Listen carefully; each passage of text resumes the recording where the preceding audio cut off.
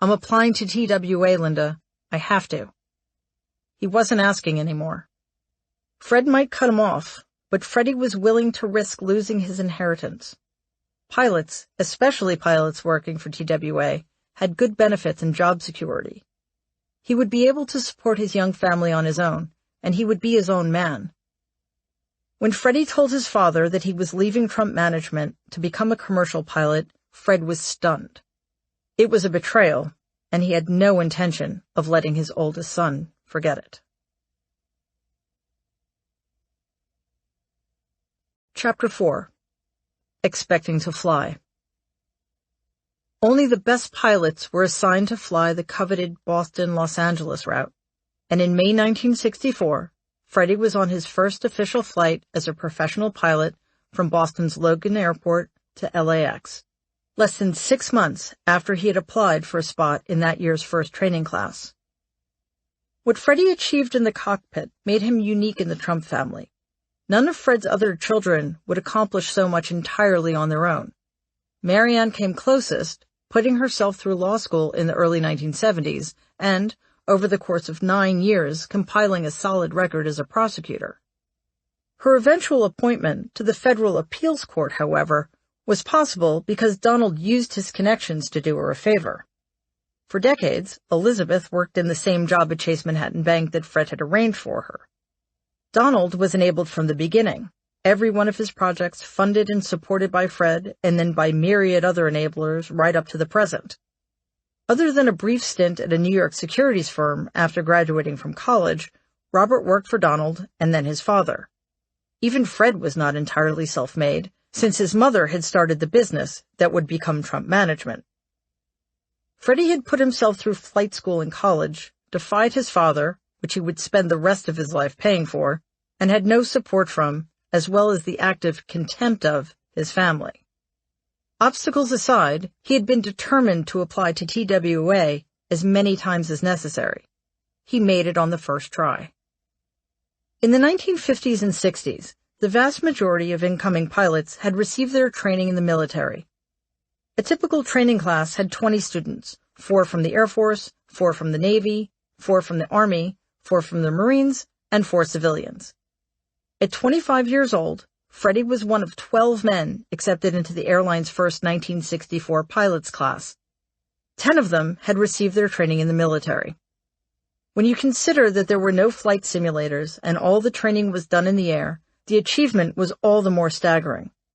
Freddie was finally reaping the rewards of all those hours he'd logged at the airfield while his fraternity brothers were partying.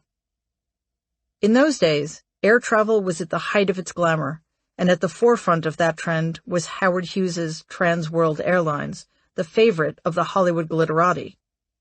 TWA provided limousines to the gossip columnists Hedda Hopper and Luella Parsons to ferry them to and from the airport. The resulting publicity made everyone want to fly TWA. One of the largest carriers in the world, TWA flew both domestically and internationally. The captain was God and treated accordingly, and thanks to Hughes's penchant for beautiful women, the stewardesses all looked like movie stars. The reactions pilots got from passengers as they walked through the terminal, the admiring stares, the requests for autographs, were all new to Freddie and a welcome change from Trump Management, where he had struggled and failed to gain respect. The gleaming airport stood in stark contrast to the dark, unwelcoming office and dirty construction sites he had left behind in New York. In place of bulldozers and backhoes, rows of 707s and DC-8s glimmered on the tarmac. Instead of having all of his decisions second-guessed and criticized by his father, on the flight deck, Freddie had the controls. Freddie moved his young family to Marblehead, a small harbor town 40 minutes northeast of Boston's Logan Airport on the Massachusetts coast. They rented a ramshackle cottage set among an eclectic mix of houses that circled the village green not far from the sprawling harbor where Freddie kept his yacht, a beat-up Boston whaler. May in Marblehead was idyllic. Freddie loved the flying. There was a lot of socializing, with barbecues and deep-sea fishing excursions. Almost every weekend, friends came up from New York to visit them. After a month, though, Freddie started to struggle with the schedule. He was often at loose ends when he wasn't in the cockpit. Linda noticed that he started drinking more than everyone else, something that had never been a problem before. Her husband didn't confide in Linda anymore, wanting perhaps to shield her, so she wasn't privy to the details of the conversation he'd had with Fred back in December. Linda didn't know about the constant barrage of abuse Freddie was receiving from his father in New York through letters and phone calls, but his friends knew. Freddie told them, with a note of disbelief in his voice, that the old man was embarrassed to have a bus driver in the sky for a son. It didn't take much for his father to convince him that choosing to leave Trump management meant choosing failure. The most crucial thing that Linda didn't fully grasp, and to be fair, Freddie probably didn't grasp it either, was how much Fred Trump's opinion mattered to his son. One night, after returning from his most recent rotation, Freddie seemed particularly on edge. Over dinner, he said, "We need to get a divorce." Linda was shocked. Her husband was under more stress than usual, but she thought it might be the result of his being responsible for the lives of more than 200 people every time he flew. "Freddie, what are you talking about?" "It's not working out, Linda. I don't see how we can keep going." "You're not even here half the time," she said, mystified by his outburst. "We have a baby. How can you say that?" Freddie stood up and poured himself a drink. "Forget it," he said, and left the room. They never renewed that conversation, and after a few days, they continued on as though nothing unusual had happened. In June, Donald, then 18 and freshly graduated from the military academy, and Robert, 16, still a student at Freddie's alma mater, St. Paul's, drove up to Marblehead for a visit, arriving in Donald's new sports car, a high school graduation present from his parents, a step up from the luggage Freddie had received when he had graduated from college. Freddie was anxious about seeing them. None of his siblings had ever been up in a plane with him or expressed any interest in his new career. He hoped that maybe, if he could let his brothers into his world, he'd find an ally. Having even one person in his family who believed in him might bolster his waning strength to withstand his father's disapproval. At the time of the visit, Donald was at a crossroads. When Freddie had announced he was stepping away from Trump management in December 1963, Donald had been caught flat-footed. His brother's decision had come at the end of the first semester of Donald's senior year, and since his name wasn't Fred, he had no idea what his future role in the company might be, although he did plan to work there in some capacity. Because of that uncertainty, he hadn't adequately prepared for his future beyond high school. When he graduated from New York Military Academy that spring, he had not yet been accepted into college. He asked Marianne to help him find a spot at a local school when he got back home. Freddie and Linda had a barbecue for lunch, during which Donald told them he was going to Chicago with their dad to help him with a development he was considering. Freddie's relief was palpable. Maybe Fred was beginning to accept the new reality and had decided to take Donald on as his heir apparent. Later in the afternoon, Freddie took the boys out on his yacht to do some fishing. Despite Freddie's best attempts to teach his brothers the basics of the sport, Donald had never gotten the hang of it. Donald had still been at NYMA the last time they'd been on a boat together, along with Billy and a couple of Freddie's fraternity brothers. When one of them had tried to show Donald how to hold the pole properly, Donald had pulled away and said, "I know what I'm doing." "Yeah, buddy, and you're doing it really badly." The rest of the guys had laughed. Donald had thrown his pole onto the deck and stalked off toward the bow. He had been so angry he wasn't paying attention to where he was walking, and Freddie had worried that he might walk right off the boat. Donald's fishing skills hadn't improved in the interim. When the three brothers returned from the harbor, Linda was preparing dinner. As soon as they came into the house, she could sense the tension. Something had shifted. Freddie's good mood had been replaced by a quiet, barely contained anger. Freddie didn't often lose his temper, not then, and she took it as a bad sign. He poured himself a drink. Another bad sign. Even before they sat down for dinner, Donald started in on his older brother. "You know, Dad's really sick of you wasting your life," he declared, as though he'd suddenly remembered why he was there. "I don't need you to tell me what Dad thinks," said Freddie, who already knew his father's opinions all too well. "He says he's embarrassed by you." "I don't get why you care," Freddie replied. "You want to work with Dad, go ahead. I'm not interested." "Freddie," he said, "Dad's right about you. You're nothing but a glorified bus driver." Donald may not have understood the origin of their father's contempt for Freddie and his decision to become a professional pilot, but he had the bully's unerring instinct for finding the most effective way to undermine an adversary. Freddie understood that his brothers had been sent to deliver their father's message in person, or at least Donald had, but hearing Fred's belittling words come out of his little brother's mouth broke his spirit. Linda overheard the exchange and came into the living room from the kitchen in time to see Freddie's face drained of all color. She slammed the plate she was holding onto the table and screamed at her brother-in-law. "You should just keep your mouth shut, Donald. Do you know how hard he's had to work? You have no idea what you're talking about." Freddie didn't speak to either of his brothers for the remainder of that night, and they left for New York the next morning, a day earlier than planned. Freddie's drinking worsened. In July, TWA offered him a promotion.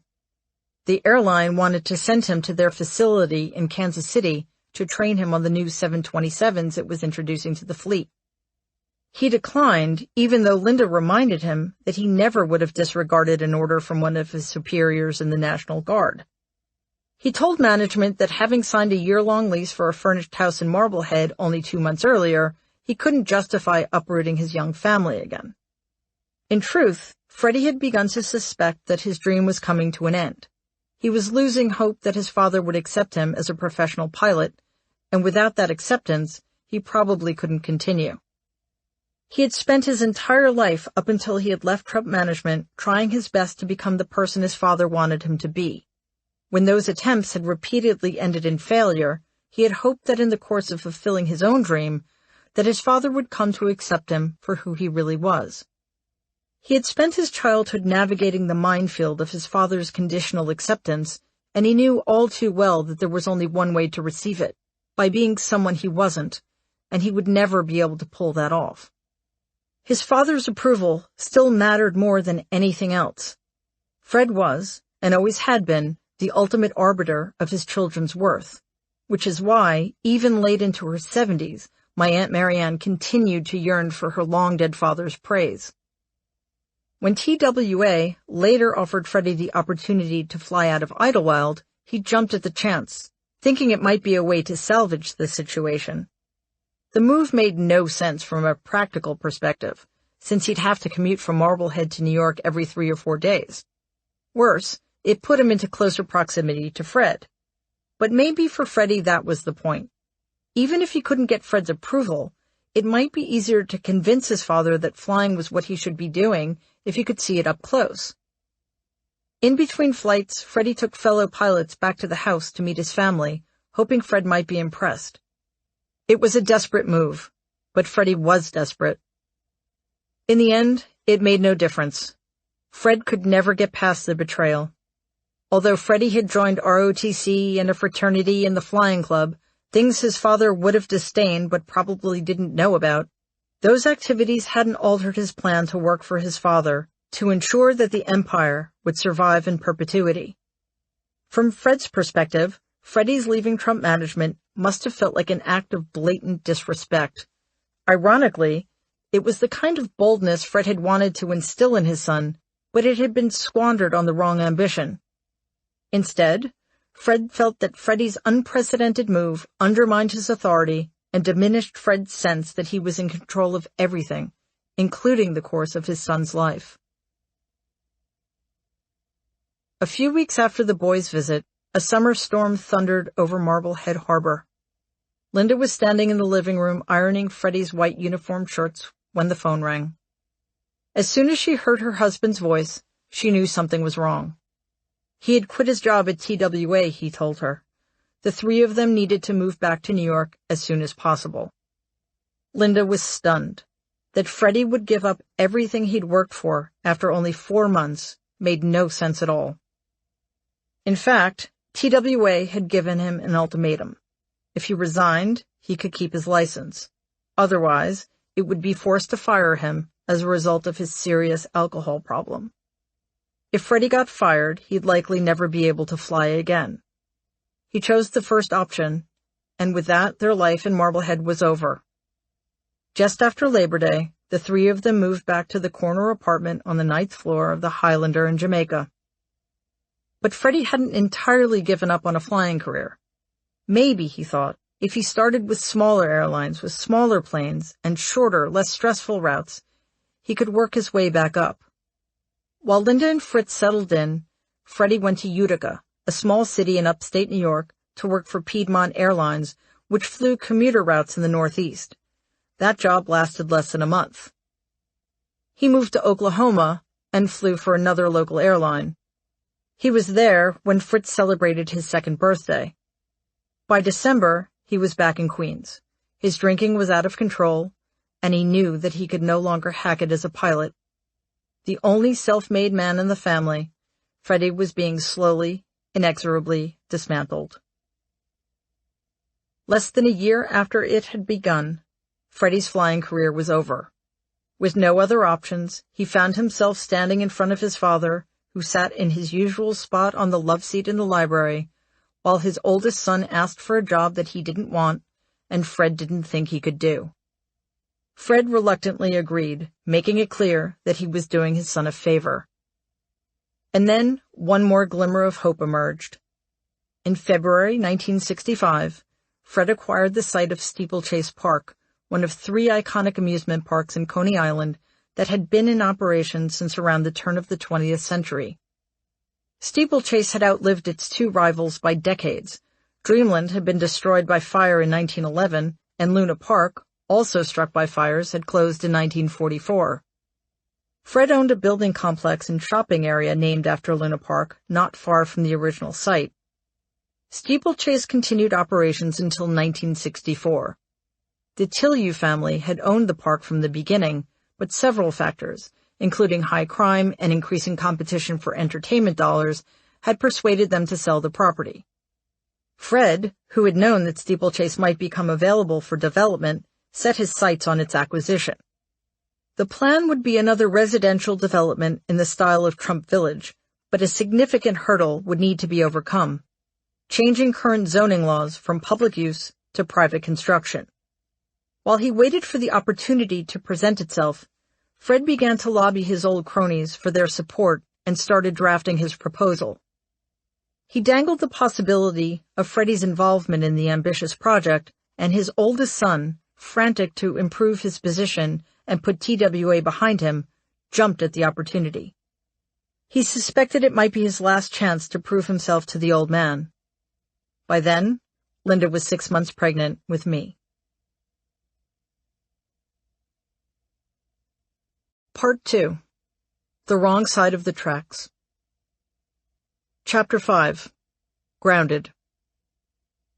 Since September 1964, Donald had been living at the house and commuting 30 minutes to Fordham University in the Bronx, his attendance at which he'd avoid mentioning in the years to come. Going from the regimented life at New York Military Academy to the relatively relaxed structure of college was a tough transition for Donald, who often found himself at loose ends and spent time strutting around the neighborhood looking for girls to flirt with. One afternoon, he came across Anna Maria, Billy Drake's girlfriend, standing in the driveway watching her father wash the family car. Donald knew who she was, but they'd never spoken before. Anna Maria knew all about Donald from Freddie. As the two of them were chatting, she mentioned that she had gone to a boarding school near New York Military Academy. "Which one?" he asked. When she told him, he looked at her for a second and then said, "I'm so disappointed that you went to that school." Anna Maria, who was 3 years older than Donald, said, "Who are you to be disappointed in me?" That ended the conversation. His idea of flirting was to insult her and act superior. It struck her as juvenile, as if he were a second grader who expressed his affection for a girl by pulling her hair. With Freddie's apparent fall from grace, Donald saw an opportunity to take his place as their father's right-hand man at Trump Management. Having learned his lesson to be the best, even if in ways his father hadn't intended, Donald was determined to secure a degree commensurate with his new ambitions, even if it only secured him bragging rights. Fred knew nothing about the relative merits of one college over another, Neither he nor my grandmother had gone to college, so the Trump kids were essentially on their own when it came to applying to schools. Aware of the Wharton School's reputation, Donald set his sights on the University of Pennsylvania. Unfortunately, even though Marianne had been doing his homework for him, she couldn't take his tests, and Donald worried that his grade point average, which put him far from the top of his class, would scuttle his efforts to get accepted. To hedge his bets, he enlisted Joe Shapiro, a smart kid with a reputation for being a good test taker, to take his SATs for him. That was much easier to pull off in the days before photo IDs and computerized records. Donald, who never lacked for funds, paid his buddy well. Not leaving anything to chance, he also asked Freddie to speak with James Nolan, a friend from St. Paul's, who happened to work in Penn's admissions office. Maybe Nolan would be willing to put in a good word for Freddie's little brother. Freddie was happy to help, but he had an ulterior motive. Though he never saw Donald as competition, or thought he was out to replace him, he also didn't like to be around his increasingly insufferable younger sibling. It would be a relief to have Donald out of the way. In the end, all of Donald's machinations may not have even been necessary. In those days, Penn was much less selective than it is now, accepting half or more of those who applied. In any case, Donald got what he wanted. In the fall of 1966, his junior year, he would transfer from Fordham to the University of Pennsylvania. My grandfather completed the purchase of Steeplechase Park for $2.5 million in July 1965, a couple of months after I was born. A year later, Trump management was still struggling to get the approvals and zoning it needed to move ahead. They were also battling public opposition to the project. Freddie told his friends that nothing had changed since his previous stint at Trump management. Fred's constant micromanaging and lack of respect for his son made what could have been an exciting challenge a grim, joyless exercise. Failure, it went without saying, would have been a disaster. Freddie still believed, though, that if he had a hand in pulling the development off, he'd be on a much better footing with his father. That summer, my parents rented a cottage in Montauk from Memorial Day through Labor Day, so Dad could escape the pressure cooker in Brooklyn. Mom planned to stay with me and Fritz full-time, and Dad would fly back and forth on the weekends. The recently renamed JFK was a 15-minute drive from the Trump management office, and Montauk Airport, really just a small airstrip in an open field, was right across the street from the cottage, making it an easy commute. Freddie's favorite thing to do was still fly his friends to Montauk and take them out on the water. By the time the summer was over, my grandfather's plans for Steeplechase were in peril, and he knew it. Fred had been counting on his longtime connections to the Brooklyn Democratic machine, which had eased the way for so many of his developments in the past. By the mid-1960s, however, his political cronies were falling out of power, and it soon became clear that he wasn't going to get the rezoning he needed. Nevertheless, he made Freddie responsible for the near impossible, making Steeplechase a success. Time was running out. Suddenly, my father, at 28, had a more public role, giving press conferences and arranging photo ops. In one picture, my dad, thin in his trench coat, stands in the foreground of a warehouse, empty and cavernous, staring into the vast space, looking small and utterly lost. In a last-ditch effort to circumvent a push by local residents to have Steeplechase declared a landmark, which would have halted the development and scuttled his plans, Fred decided to host an event at the Pavilion of Fun, built in 1907. The purpose was to celebrate the park's demolition. In other words, he would destroy what the community was trying to save before landmark status could be secured. He had my father give a press conference in order to announce the plan, making him the face of the controversy. The extravaganza featured models in bathing suits. Guests were invited to throw bricks, available for purchase, through the iconic window featuring an enormous image of the park's mascot, Tilly, and his wide, toothy smile. In a photograph, my grandfather holds a sledgehammer while grinning at a bikini-clad woman. The entire spectacle was a disaster. Sentiment, nostalgia, and community were concepts my grandfather didn't understand, but when those windows were broken, even he must have conceded to himself that he'd gone too far. Due to local rebellion against his project, he was unable to secure the zoning change he needed and was forced to back out of the steeplechase development. The venture exposed his waning ability to move the ball down the field. Fred's power was largely derived from his connections. In the early to mid-1960s, there was a significant changing of the guard in New York City politics, and, as many of his old connections and cronies were losing their power and places, Fred was being passed by. He would never again pursue an original construction project. Trump Village, completed in 1964, would be the last complex ever built by Trump management. Unable to accept responsibility, much as Donald would later be, Fred blamed Freddie for the failure of steeplechase. Eventually, Freddie blamed himself. It didn't help that Donald drove back to the house from Philadelphia almost every weekend. It turned out that he wasn't any more comfortable at Penn than he had been at Fordham. The work didn't interest him, and it's possible that he suddenly found himself a small fish in a big pond. In the 1960s, NYMA had been at the height of its enrollment, a little over 500 students in grades 8 through 12, but Penn had several thousand when he attended. At the military academy, Donald had survived the first couple of years as an underclassman by using the considerable skills he'd acquired growing up in the family house. His ability to feign indifference in the face of pain and disappointment, to withstand the abuse of the bigger, older boys. He hadn't been a great student, but he had a certain charm, a way of getting others to go along with him that, back then, wasn't entirely grounded in cruelty. In high school, Donald had been a decent athlete, a guy some people found attractive with his blue eyes and blonde hair and his swagger. He had all the confidence of a bully who knows he's always going to get what he wants and never has to fight for it. By the time he was a senior, he had enough cachet with his fellow students that they chose him to lead the NYMA contingent in the New York City Columbus Day Parade. He didn't foresee any such success at Penn and saw no reason to spend any more time there than he had to. The prestige of the degree was what really mattered anyway. During the most crucial juncture of the steeplechase deal, its unraveling and its aftermath, Donald did a fair amount of armchair quarterbacking. Freddie, who had never developed the armor that might have helped him withstand his father's mockery and humiliation, was particularly sensitive to being dressed down in front of his siblings. When they were younger, Donald had been both a bystander and collateral damage.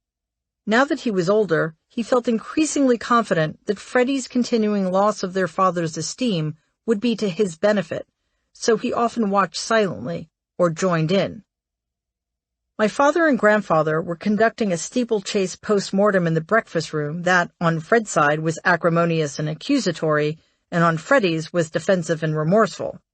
Donald casually said to his brother, as though completely unaware of the effect his words would have, "Maybe you could have kept your head in the game if you didn't fly out to Montauk every weekend." Freddie's siblings knew that their father had always disapproved of what was now merely Freddie's hobby. There was a tacit agreement that they wouldn't talk about the planes or the boats in front of the old man.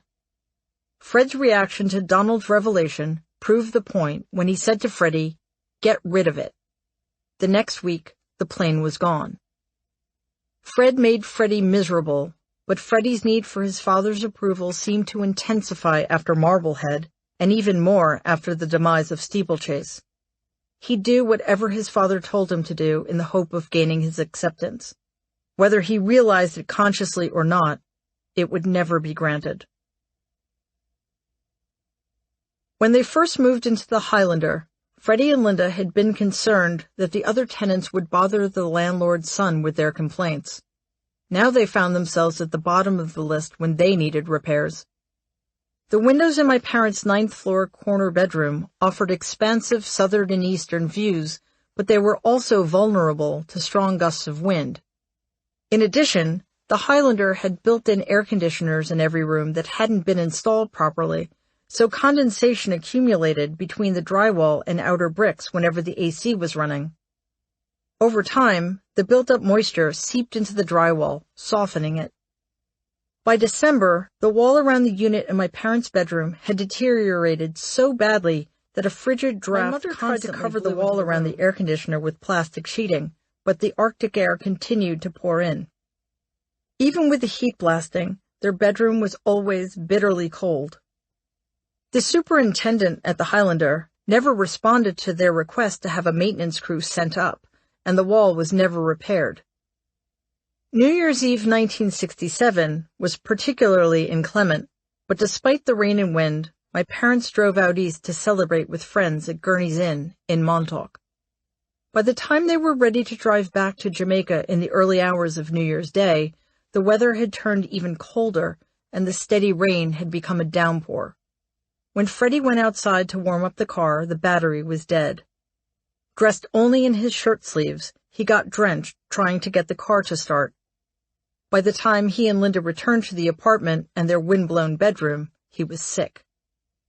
Between the stress of the last 2 years and his heavy drinking and smoking, by then he averaged 2 packs of cigarettes a day, Freddie was in bad shape to begin with. His cold rapidly worsened, and after a few days he wasn't getting any better as he shivered wrapped in a blanket, unable to escape the drafts. Linda repeatedly called the superintendent but got no response. Finally, she called her father-in-law. "Please, Dad," she begged. "There must be someone who can fix this. Maybe from another building in Jamaica Estates or Brooklyn. Freddie is so sick." My grandfather suggested that she speak to the Highlander super again. There was nothing he could do. Because for so long their life had been lived in the confines of Fred Trump's domain, it didn't occur to either one of them to hire a handyman who wasn't on Fred Trump's payroll. That wasn't how it worked in the family. Fred's permission was sought, whether it was needed or not. The wall was never fixed. A week after New Year's, Linda's father called to tell her that her mother had had a stroke. My mom didn't want to leave my father, but her mother's condition was serious, and she needed to fly down to Fort Lauderdale as soon as she could arrange childcare. Not long after, Gam called my mother to tell her that Freddie was in Jamaica Hospital with lobar pneumonia. Linda immediately got onto a plane and took a taxi straight to the hospital as soon as she landed. My father was still in the hospital on January 20th, 1967, their 5th wedding anniversary. Undeterred by his poor health and worsening alcoholism, my mother sneaked a bottle of champagne and a couple of glasses into his room. Regardless of what was happening around them or what state her husband was in, they were determined to celebrate. Dad had been home from the hospital for only a few weeks when Linda got a call from her father. Her mother was doing better after her stroke, he told her, but he hated leaving her at the mercy of nurses while he put in full days at the quarry. The stress of work, the expense of his wife's care, and his constant worry about her were taking their toll on both of them. "I'm at the end of my rope," he said. "I don't see how we can continue." Although Linda didn't know exactly what her father was implying, he sounded so distraught, she was afraid he meant that both he and her mother would be better off dead, and out of desperation might do something about it. When she told Freddie about her parents' precarious situation, he told her not to worry, and called his father-in-law to tell him he was going to help out. "Quit your job, Mike. Take care of Mom." Money wasn't an issue, at least not then, but Freddie wasn't sure how his father would react when he told him. "Of course," Fred said. "That's what you do for family." My grandfather believed that, in the same way he believed it was appropriate to send your kids to college or join a country club, even if it was of no interest to him or wasn't particularly important to him, it was simply what you do. After the steeplechase deal collapsed, there was less for Freddie to do at Trump Management. He and Linda had been planning to buy a house since my brother had been born, and now, with extra time on his hands, they started to look for one. It didn't take long for them to find a perfect 4-bedroom on a half-acre lot in Brookville, a beautiful, affluent town on Long Island. The move would add at least half an hour to Dad's commute, but a change of scenery and the freedom of being out of his father's building would do him some good. He assured the real estate agent that he could meet the asking price and getting a mortgage would be no problem. When the bank called a few days later to tell him his mortgage application had been rejected, Freddie was stunned. With the exception of his 1 year with TWA, he'd been working for his father for almost 6 years. He was still an executive at Trump Management, which brought in tens of millions of dollars a year free and clear. In 1967, the company was worth approximately $100 million. Freddie made a decent living, he didn't have many expenses, and there was a trust fund, and a fast-dwindling stock portfolio. The most plausible explanation was that Fred, still burned by what he considered his son's betrayal and reeling from the failure of Steeplechase, had intervened in some way to prevent the transaction. My grandfather had prominent contacts and enormous accounts at Chase, Manufacturers Hanover Trust, and the other biggest banks in the city, so not only could he guarantee that Freddie would get a mortgage, he could just as easily make sure he didn't. Our family was effectively trapped in that rundown apartment in Jamaica. When June rolled around, my father was more than ready to spend the summer in Montauk again. My parents rented the same cottage, and with funds he raised by selling some of his blue-chip stocks, Dad bought a Krisovich 33, which, with its 16-foot tuna tower, was much more suited to handle the kind of deep-sea fishing he loved. He also bought another plane, this time a Cessna 206 Stationair, which had a more powerful engine and a larger seating capacity than the Piper Comanche. But the new toys weren't just for recreation. Dad had a plan. After Steeplechase, he had been increasingly sidelined at Trump Management, so he came up with the idea of chartering both the boat and the plane to create another source of income. If it worked out, he might be able to free himself from Trump Management after all. He hired a full-time captain to run the boat charters, but on the weekends, when doing so would have been the most lucrative, he had the captain drive him and his friends around instead. When Linda joined them on the boat, she noticed that Freddie always drank more than everybody else, just as he had in Marblehead, which spurred increasingly intense fights between them. The increasing frequency with which Freddie flew under the influence was alarming, and as the summer of 1967 proceeded, Linda became reluctant to get onto the plane with him. The unraveling continued. By September, Dad realized that his plan wasn't going to work. He sold the boat, and when Fred found out about the plane, he got rid of that too. At 29 years old, my father was running out of things to lose. Chapter 6. A Zero-Sum Game. I woke up to the sound of Dad's laughter. I had no sense of the time. My room was very dark, and the hallway light glared bright and incongruous under my door. I slipped out of bed. I was 2.5, and my 5-year-old brother was sleeping far away on the opposite end of the apartment. I went alone to see what was going on. My parents' room was next to mine, and its door was standing wide open. All of the lights were on. I stopped at the threshold. Dad had his back to the chest of drawers, and Mom, sitting on the bed directly across from him, was leaning away, one hand held up, the other supporting her weight on the mattress. I didn't immediately know what I was looking at.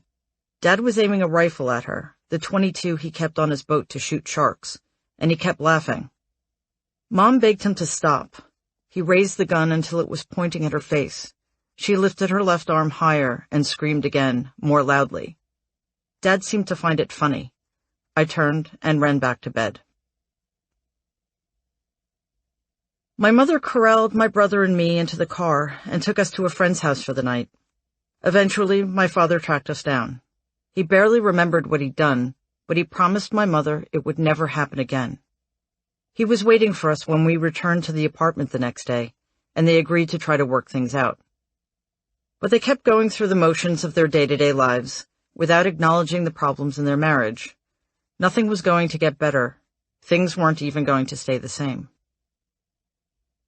Less than 2 miles away, in another one of my grandfather's buildings, Marianne was in trouble. Her husband, David, had lost his Jaguar dealership a couple of years earlier and still didn't have a job. Anybody who was paying attention would have realized that all was not well, but Marianne's siblings and their friends thought David Desmond was a joke, rotund and harmless. Freddie had never understood the marriage or taken his brother-in-law seriously. Marianne had been 22 when she had met David. A graduate student at Columbia studying public policy, she had planned to get a Ph.D., but wanting to avoid the shame of being called an old maid by her family, Freddie included, She had accepted David's proposal and dropped out of school after getting her master's degree. The initial problem was that David, a Catholic, insisted that Marianne convert. Not wanting to provoke her father's anger or hurt her mother's feelings, she was terrified to ask for their blessing. When she finally did, Fred said, "Do whatever you want to do." She explained how very, very sorry she was to disappoint them. "Marianne, I couldn't care less. You're going to be his wife." Gam didn't say anything at all, and that was that. David liked to tell Marianne that his name would be known far beyond the reach of the Trumps. Although well-educated, he didn't have any obvious skills to back up his ambition. Even so, he remained convinced that he'd find a way to succeed beyond his dreams and show them. Like Ralph Cramden without the charm, kindness, or steady job with benefits, his next big thing, just like the car dealership, always failed or never materialized at all. It wasn't long into the marriage before David started drinking. The Desmonds lived rent-free in a Trump apartment and enjoyed the same medical insurance everyone in the family received through Trump management, but free rent and medical insurance didn't put food on the table, and they had no income. The biggest mystery, however, was why Marianne was so financially dependent on her incompetent husband, just as it was a mystery that Elizabeth lived in a gloomy one-bedroom apartment next to the 59th Street Bridge, and Freddie couldn't buy a house, and his planes, boats, and luxury cars kept disappearing. My grandfather and great-grandmother had set up trust funds for all of Fred's children in the 1940s. Whether or not Marianne was entitled to the principal yet, the trust must have generated interest. But the three oldest children had been trained not to ask for anything ever, and if my grandfather was the trustee of those trusts, they were trapped in their financial circumstances. Asking for help meant you were weak or greedy or seeking advantage over someone who needed nothing from you in return, although an exception was made for Donald. It was so frowned upon that Marianne, Freddie, and Elizabeth, in different ways, all suffered from totally avoidable deprivation. After a few years of her husband's continued unemployment, Marianne was at the end of her rope. She approached her mother, but in a way that didn't arouse suspicion. "Mom, I need some change for the laundry," she would say casually whenever she went to the house. She thought nobody knew how bad it was. For Fred, once his daughter was married, she wasn't his concern, but my grandmother knew. She didn't ask questions, either because she didn't want to pry or because she wanted Marianne to have her pride, and handed her daughter a Crisco can filled with dimes and quarters that came from the washers and dryers that she'd retrieved from my grandfather's buildings. Every few days, Gam made the rounds in Brooklyn and Queens, driving her pink Cadillac convertible and wearing her fox fur stole to collect the coins. As my aunt would later concede, in a family of already tremendous wealth, those Crisco cans saved her life. Without them, she wouldn't have been able to feed herself or her son, David Jr. At the very least, Marianne should have been able to buy groceries without having to ask my grandmother, no matter how obliquely. But no matter how dire their situation, the three oldest Trump children couldn't get anybody in their family to help them in any substantive way. After a while, there seemed to be no point in trying at all. Elizabeth simply accepted her lot. Dad eventually came to believe it was what he deserved. Marianne convinced herself that not asking for or receiving help was a badge of honor. Their fear of my grandfather was so deeply ingrained that they no longer even recognized it for what it was. The situation with David Desmond eventually became untenable. He couldn't get a job, and his drinking worsened. Desperate, but being very careful not to seem as if she were asking for anything, Marianne hinted to her father that David would love a place at Trump Management. My grandfather didn't ask if there was a problem. He gave his son-in-law a job as a parking lot attendant at one of his buildings in Jamaica Estates. Donald graduated from the University of Pennsylvania in the spring of 1968 and went straight to work at Trump Management. From his first day on the job, my 22-year-old uncle was given more respect and perks and paid more money than my father ever had been. Almost immediately, my grandfather appointed Donald vice president of several companies that fell under the Trump Management umbrella, named him manager of a building he didn't actually have to manage, gave him consulting fees, and hired him as a banker. The reasoning for that was twofold. First, It was an easy way to put Freddie in his place, while signaling to the other employees that they were expected to defer to Donald. Second, it helped consolidate Donald's de facto position as heir apparent. Donald secured his father's attention in a way nobody else did. None of Freddie's friends could understand why Donald was, in Fred's eyes, the cat's meow, but after the summers and weekends Donald spent working for his father and visiting construction sites, Fred exposed his younger son to the ins and outs of the real estate business.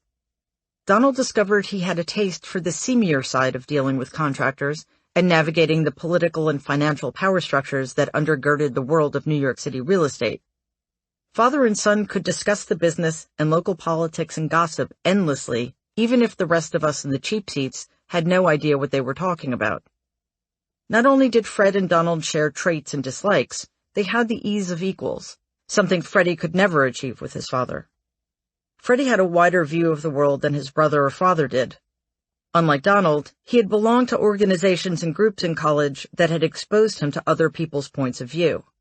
In the National Guard and as a pilot at TWA, he had seen the best and brightest, career professionals who believed there was a greater good, that there were things more important than money, such as expertise, dedication, loyalty. They understood that life wasn't a zero-sum game, but that was part of my dad's problem. Donald was as narrow and provincial and egotistical as their father, but he also had a confidence and brazenness that Fred envied and his older brother lacked, qualities that Fred planned to turn to his advantage. Donald's bid to replace my father at Trump Management was off to a strong start, but he was still at loose ends at home. Robert was at Boston University, which enabled him to avoid service in Vietnam, and Donald and Elizabeth didn't socialize with each other. Freddie did his best to include his little brother in whatever he and his friends got up to, but it rarely went well. They were a laid-back group who loved flying out east with Freddie to fish and water ski. They found Donald's lack of humor and self-importance off-putting. Though they tried for Freddie's sake to welcome his little brother, they didn't like him. Toward the end of Donald's first year at Trump Management, the tension between him and Freddie was becoming noticeable. Though Freddie tried to leave it at the office, Donald never let anything go. Despite that, when Billy Drake's girlfriend, Anna Maria, was having a dinner party, Freddie asked if he could invite his brother. The evening didn't go much better than Donald's attempted flirtation in the driveway years earlier. Shortly after the brothers arrived, raised voices drew Anna Maria from the kitchen where she was preparing dinner. She found Donald standing inches away from his brother, flushed and pointing his finger in Freddie's face. Donald looked as though he were about to hit Freddie, so Anna Maria pushed herself between the two very tall men. Freddie took a step back and said through clenched teeth, "Donald, get out of here." Donald seemed stunned, then stormed away, saying, "Fine, you eat the girl's roast beef," as he slammed the door on his way out. "Idiot," Anna Maria called after him. She turned back to Freddie and asked, "What was that about?" Shaken, Freddie simply said, "Work stuff." And they left it at that. Things weren't getting any better at the Highlander either. Despite my mother's fear of snakes, Dad brought home a ball python one day and put the tank into the den, forcing my mother to pass by it any time she needed to do laundry, go into my brother's room, or leave the apartment. Their fights escalated after that gratuitous bit of cruelty, and by 1970, my mother had had all she could take. She asked Dad to leave. When he came back unannounced a couple of weeks later and let himself in, she called my grandfather and insisted that the locks be changed. For once, Fred didn't object. He didn't ask any questions, and he didn't blame her. He simply told her that he would take care of it. And he did. Dad never lived with us again. My mother called Matthew Tosti, one of my grandfather's attorneys, to tell him she wanted a divorce. Mr. Tosti and his partner, Erwin Durbin, had been doing work for my grandfather since the 1950s. Even before my parents separated, Mr. Tosti had been my mother's main contact for anything having to do with me, my brother, or money. He became her confidant.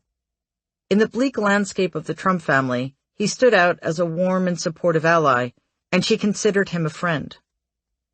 As genuinely kind as Mr. Tosti may have been, he also knew on which side his bread was buttered.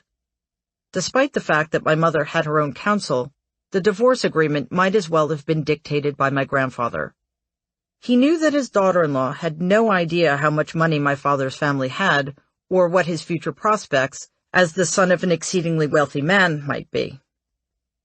My mother received $100 a week in alimony plus $50 a week for child support.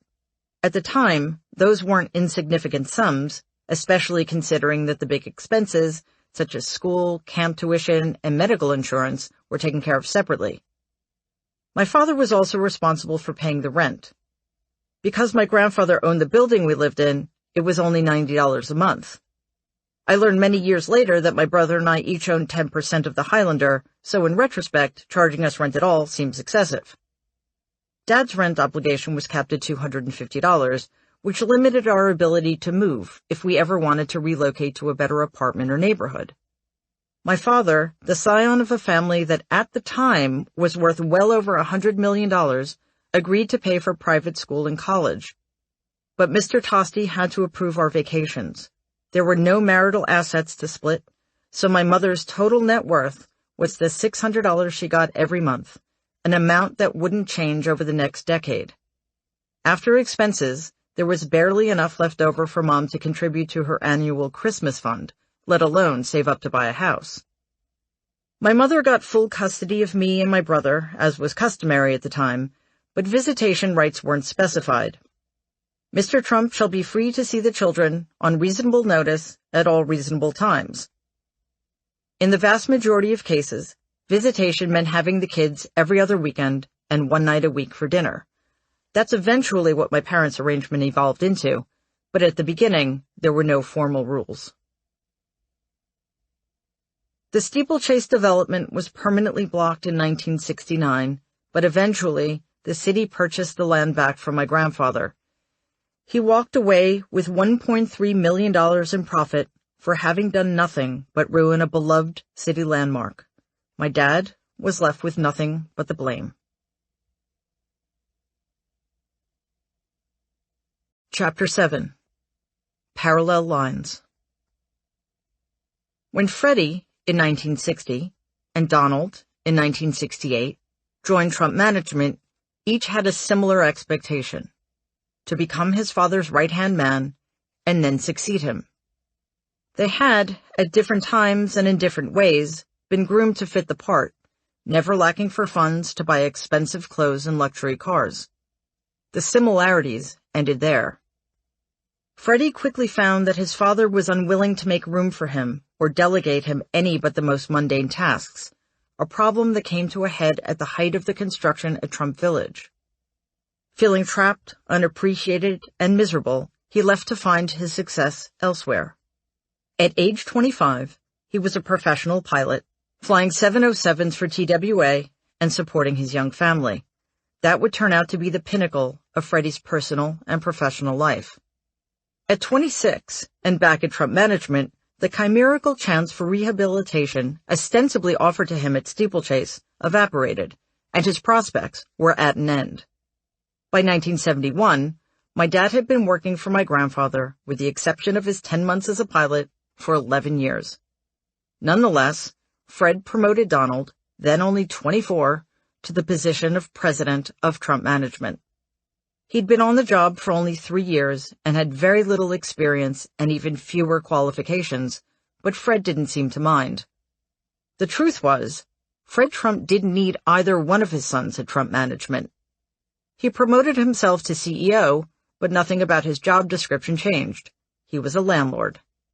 Fred hadn't been a developer since the failure of Steeplechase 6 years earlier, so Donald's role as president remained amorphous. In the early 1970s, with New York City on the brink of economic collapse, the federal government was cutting back on the FHA, in large part because of the cost of the Vietnam War, so no more FHA funding was available to Fred. Mitchell-Lama, a New York state-sponsored program to provide affordable housing that funded Trump Village, also ground to a halt. As a business move, promoting Donald was pointless. What exactly was he being promoted to do? My grandfather had no development projects, the political power structure he depended on for decades was unraveling, and New York City was in dire financial straits. The main purpose of the promotion was to punish and shame Freddie. It was the latest in a long line of such punishments, but it was almost certainly the worst, especially given the context in which it happened. Fred was determined to find a role for Donald. He had begun to realize that although his middle son didn't have the temperament for the day-to-day attention to detail that was required to run his business, he had something more valuable: bold ideas and the chutzpah to realize them. Fred had long harbored aspirations to expand his empire across the river into Manhattan, the holy grail of New York City real estate developers. His early career had demonstrated that he had a knack for self-promotion, dissembling, and hyperbole. But as the first-generation son of German immigrants, Fred had English as his second language, and he needed to improve his communication skills. He had taken the Dale Carnegie course for a reason, and it wasn't to boost his self-confidence. But the course had been a failure, and there was another obstacle, perhaps even more difficult to overcome. Fred's mother, as forward-thinking as she had been in some ways, was generally very austere and traditional. It was okay for her son to be successful and rich. It was not okay for him to show off. Donald had no such restraint. He hated Brooklyn as much as Freddie did, but for very different reasons. The bleak working-class smallness of it, the lack of potential. He couldn't get out of there fast enough. Trump Management was located on Avenue Z, right in the middle of Beach Haven in South Brooklyn, one of my grandfather's largest apartment complexes. He hadn't made many alterations. The narrow outer office was crammed with too many desks, and the small windows admitted little light. If Donald had thought of the surrounding buildings and complexes in terms of number of units, the value of the ground leases, and the sheer volume of income that poured into Trump Management every month, he would have recognized the huge opportunity. Instead, whenever he stood outside the office and surveyed the utilitarian sameness of Beach Haven, he must have felt suffocated by the sense that it was all beneath him. A future in Brooklyn wasn't what he wanted for himself, and he was determined to get out as quickly as possible. Besides being driven around Manhattan by a chauffeur, whose salary his father's company paid, in a Cadillac his father's company leased, to scope out properties, Donald's job description seems to have included lying about his accomplishments and allegedly refusing to rent apartments to black people, which would become the subject of a Justice Department lawsuit accusing my grandfather and Donald of discrimination. Donald dedicated a significant portion of his time to crafting an image for himself among the Manhattan circles he was desperate to join. Having grown up a member of the first television generation, he had spent hours watching the medium, the episodic nature of which appealed to him. That helped shape the slick, superficial image he would come to both represent and embody. His comfort with portraying that image, along with his father's favor and the material security his father's wealth afforded him, gave him the unearned confidence to pull off what even at the beginning was a charade, selling himself not just as a rich playboy, but as a brilliant, self-made businessman. In those early days, that expensive endeavor was being enthusiastically, if clandestinely, funded by my grandfather. Fred didn't immediately realize the scope of Donald's limitations and had no idea that he was essentially promoting a fiction, but Donald was happy to spend his father's money either way. For his part, Fred was determined to keep money pouring into his son's pocket. In the late 1960s, for example, Fred developed a high-rise for the elderly in New Jersey, a project that was, in part, an exercise in how to get government subsidies. Fred received a $7.8 million practically interest-free loan to cover 90% of the cost of the project's construction, and in part an example of how far he was willing to go to enrich his second son. Although Donald put no money toward the development costs of the building, he received consulting fees, and he was paid to manage the property, a job for which there were already full-time employees on site. That one project alone netted Donald tens of thousands of dollars a year, despite his having done essentially nothing and having risked nothing to develop, advance, or manage it. In a similar sleight of hand, Fred bought Swifting Gardens, an FHA project originally costing $10 million to build, at auction for $5.6 million. In addition, he secured a $5.7 million mortgage, which also covered the cost of upgrades and repairs, essentially paying $0 for the buildings. When he later sold the property for $6.75 million, Donald got all of the credit and took most of the profits. My dad's dream of flying had been taken away from him, and he had now lost his birthright. He was no longer a husband. He barely saw his kids. He had no idea what was left for him or what he was going to do next. He did know that the only way for him to retain any self-respect was to walk away from Trump management, this time for good. Dad's first apartment after he moved out of the Highlander was a studio in the basement of a brick row house on a quiet, shady street in Sunnyside, Queens. He was 32 years old and had never lived on his own. The first thing we saw when we walked through the door was a tank holding 2 garter snakes and a terrarium with a ball python. Another tank stocked with goldfish and another with a few mice scrambling around in the straw were set up on stands to the left of the snakes. I knew what the mice were for. In addition to a fold-out couch, a small kitchen table with a couple of cheap chairs, and the TV, there were 2 more terrariums housing an iguana and a tortoise. We called them Tomato and Izzy. Dad seemed proud of his new place, and he kept adding to the menagerie. On one visit, he took us down to the boiler room and led us to a cardboard box with 6 ducklings inside. The landlord had let him set up some heat lamps, creating a makeshift incubator. They were so tiny that we had to feed them with an eyedropper. "Just give it a quarter of a turn on the mental carburetor," my grandfather said to my father, as if that were all it would take for his son to stop drinking, as if it were just a matter of willpower. They were in the library, but for once they sat across from each other. Not equals exactly, never equals, but as 2 people who had a problem to solve, even though they might never agree on the solution.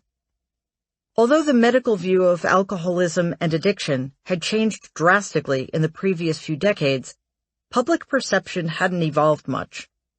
Despite treatment programs, such as Alcoholics Anonymous, which had been around since 1935, the stigma attached to addicts and addiction persisted. "Just make up your mind, Fred," my grandfather said, offering a useless platitude that Norman Vincent Peale would have approved of. The closest thing Fred had to a philosophy was the prosperity gospel, which he used like a blunt instrument and an escape hatch, and it had never harmed any of his children more than it did right then. "That's like telling me to make up my mind to give up cancer," Dad said. He was right, but my grandfather wholeheartedly embraced the blame-the-victim mentality that was still pervasive and couldn't make that leap. "I need to beat this, Dad. I don't think I can do it by myself. I know I can't." Instead of asking, "What can I do for you?" Fred said, "What do you want from me?" Freddie had no idea where to start. My grandfather had never been sick a day in his life. He had never missed a day of work. He had never been sidelined by depression or anxiety or heartbreak, not even when his wife was near death. He appeared to have no vulnerabilities at all, and therefore couldn't recognize or sanction them in other people. He had never handled Gam's injuries and illnesses well. Whenever Gam was suffering, my grandfather would say something like, "Everything's great, right, Toots? You just have to think positive," and then leave the room as quickly as possible, leaving her alone to deal with her pain. Sometimes Gam forced herself to say, "Yes, Fred." Usually she said nothing, clenched her jaw, and struggled to keep from crying. My grandfather's relentless insistence that everything was great left no room for any other feelings. We were told that Dad was sick and would be in the hospital for a few weeks. We were also told that he had to give up his apartment. Apparently, the landlord wanted to rent the place to somebody else. Fritz and I went to pack up clothes, games, and other odds and ends we'd left behind, and when we arrived, the place was almost completely empty. The tanks were gone, the snakes were gone. I never found out what happened to them. When Dad returned from wherever he had been, the hospital or rehab, he moved into my grandparents' attic. It was a temporary arrangement, and no effort was made to turn it into a proper living space. All of the storage boxes and old toys, including the vintage fire engine, crane, and dump truck my grandmother had hidden there all those years ago, had simply been pushed to one end of the attic and a cot set up in the cleared space at the other. Dad put his portable 6-inch black and white television on his old National Guard trunk beneath the dormered window. When Fritz and I visited him, we camped out on the floor next to his cot, and the three of us watched an endless stream of old movies such as Tora, Tora, Tora, and It's a Mad, Mad, Mad, Mad World. When he was well enough to come downstairs, Dad joined us on Sundays for the weekly Abbott and Costello movie on WPIX. After a month or two, my grandfather told Dad there was a vacancy in Sunnyside Towers, a building my grandfather had bought in 1968, a one-bedroom apartment on the top floor. As Dad was preparing to move to Sunnyside, Marianne, with the help of a $600 loan, was getting ready to start her studies at Hofstra Law School. Although not her first choice, Hofstra was only a 10-minute drive from Jamaica Estates, close enough that she could still take my cousin David to school in the morning and pick him up in the afternoon. Going back to school was a long-deferred dream. She had also hoped that becoming a lawyer would give her the financial wherewithal to leave her husband someday. Their situation had become increasingly dire over the years. The parking lot attendant job that his father-in-law had given him was a humiliation from which he hadn't recovered. Over the years, David had lashed out at his wife from time to time, particularly when he was drunk. He had brandished a gun at her and threatened her with a knife more than once, while their young son slept in the next room. Marianne's move toward independence sent her husband even further over the edge, and after she returned home from her first day at law school, her husband, in a fit of rage, threw their 13-year-old son out of the apartment. Marianne took him to the house, and they spent the night there. David Desmond Sr. cleaned out their meager joint savings account and left town. When the whole family was together, we spent most of our time in the library, a room without books, until Donald's ghostwritten The Art of the Deal was published in 1987. The bookshelves were used instead to display wedding photos and portraits. The wall across from the bay window overlooking the backyard was dominated by a studio portrait of the 5 siblings, taken when they were adults, that had replaced an earlier version of the 5 in similar poses taken when Freddie was 14. The only non-studio photographs in the room were a black and white shot of my grandmother, looking regal and condescending in her hat and fur stole, as she and my aunts, young girls at the time, descended the air stairs to the tarmac in Stornoway on the Isle of Lewis, where Gam had been born, and one of Donald in his New York Military Academy dress uniform leading the school contingent in the New York City Columbus Day Parade.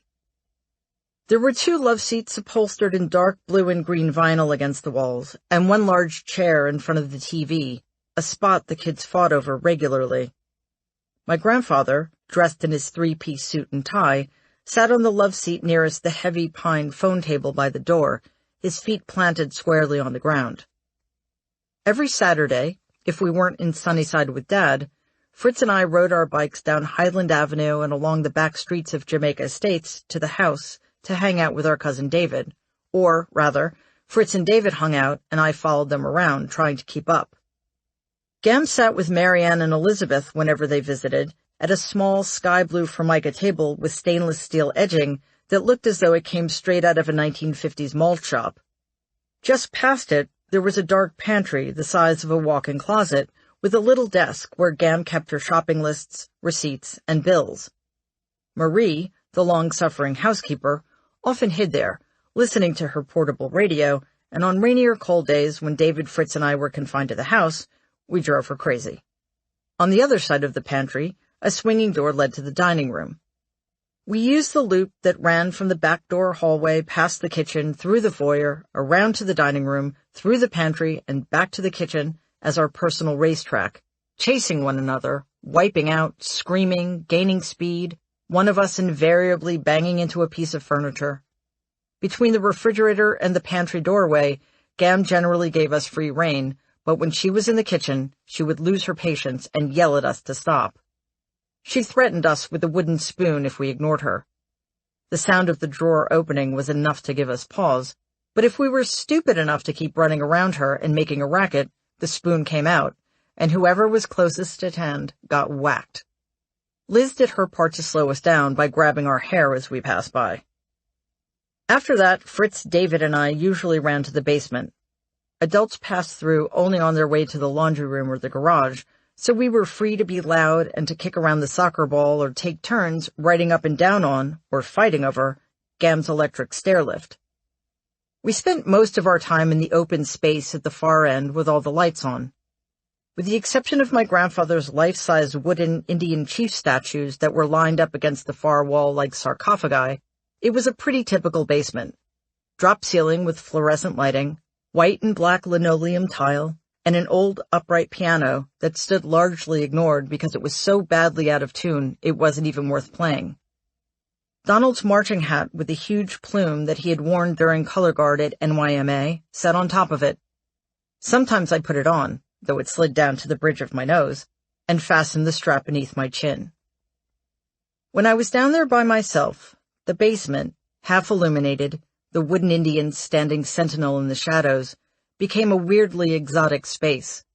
Across from the stairs, a huge mahogany bar, fully stocked with bar stools, dusty glasses, and a working sink, but no alcohol, had been built in the corner, an anomaly in a house built by a man who didn't drink. A large oil painting of a black singer with beautiful, full lips and generous swaying hips hung on the wall behind it. Wearing a curve-hugging gold and yellow dress with ruffles, she stood at the microphone, mouth open, hand extended. A jazz band made up entirely of black men, dressed in white dinner jackets and black bow ties, played behind her. The brasses glowed, the woodwinds glistened. The clarinetist, a sparkle in his eyes, looked straight out at me. I would stand behind the bar, towels slung over my shoulder, whipping up drinks for my imaginary customers. Or I would sit on one of the bar stools, the only patron, dreaming myself into that painting. Our Uncle Rob, who wasn't that much older than we were, and seemed more like a sibling than an uncle, played soccer with us in the backyard whenever he came out from the city. We played hard, and on hot days made frequent trips to the kitchen for a can of Coke or a grape juice. Rob would often grab a block of Philadelphia cream cheese. Leaning against the refrigerator, he'd peel back the foil and eat the cream cheese as if it were a candy bar, then wash it down with soda. Rob was a very good soccer player, and I tried to keep up with the boys, but it sometimes felt as though he used me for target practice. When Donald was at the house, we mostly threw a baseball or football around. He had played baseball at New York Military Academy and was even less likely to pull his punches than Rob. He saw no reason to throw the ball any more gently just because his niece and nephews were 6 or 9 or 11. When I did manage to catch the ball he threw at me, the report of it against my leather glove reverberated off the brick retaining wall like a shot. Even with little kids, Donald had to be the winner. Only the most dedicated optimist could have lived in Sunnyside Towers without losing hope. There was no doorman, and the plastic plants and flowers that filled the 2 large planters on either side of the plexiglass front door were perpetually coated in a thin film of dust. Our 6th-floor hallway reeked of stale cigarette smoke. The dank carpet was a soulless shade of seal gray. The indifferent overhead lighting hid nothing. The height of my father's lifestyle had been when he and my mom had lived in their 1-bedroom near Sutton Place right after they were married. During that year, they had spent their evenings going to the Copacabana with friends and flying to Bimini on weekends. It had been all downhill from there, a trajectory that mirrored that of Donald, whose own lifestyle became more extravagant as years passed. Donald had already been living in Manhattan when he married Ivana. After the wedding, they lived in a 2-bedroom apartment on Fifth Avenue, then in an 8-bedroom apartment also on Fifth Avenue. Within 5 years, they were living in the $10 million penthouse triplex in Trump Tower, all while Donald was still effectively on my grandfather's payroll. My grandfather created Midland Associates in the 1960s to benefit his children, each of whom was given 15% ownership in 8 buildings, one of which was Sunnyside Towers. The express purpose of this apparently quasi-legal, if not outright fraudulent transfer of wealth, was to avoid paying the lion's share of the gift taxes that would have been assessed if it had been an above-board transaction. I don't know if Dad knew that he owned part of the building he now lived in, But in 1973, his share of it would have been worth about $380,000, or $2.2 million in today's dollars. He seemed to have no access to any of the money. His boats and planes were gone. His Mustang and Jaguar were gone. He still had his FCT vanity plates, but now they were attached to a beat-up Ford LTD. Whatever wealth my father had was by then entirely theoretical. Either his access to his trust funds had been blocked, or he had stopped thinking he had any right to his own money. Thwarted one way or the other, he was at his father's mercy. Dad and I were watching a Mets game on television when the intercom buzzed. Dad looked surprised and went to answer.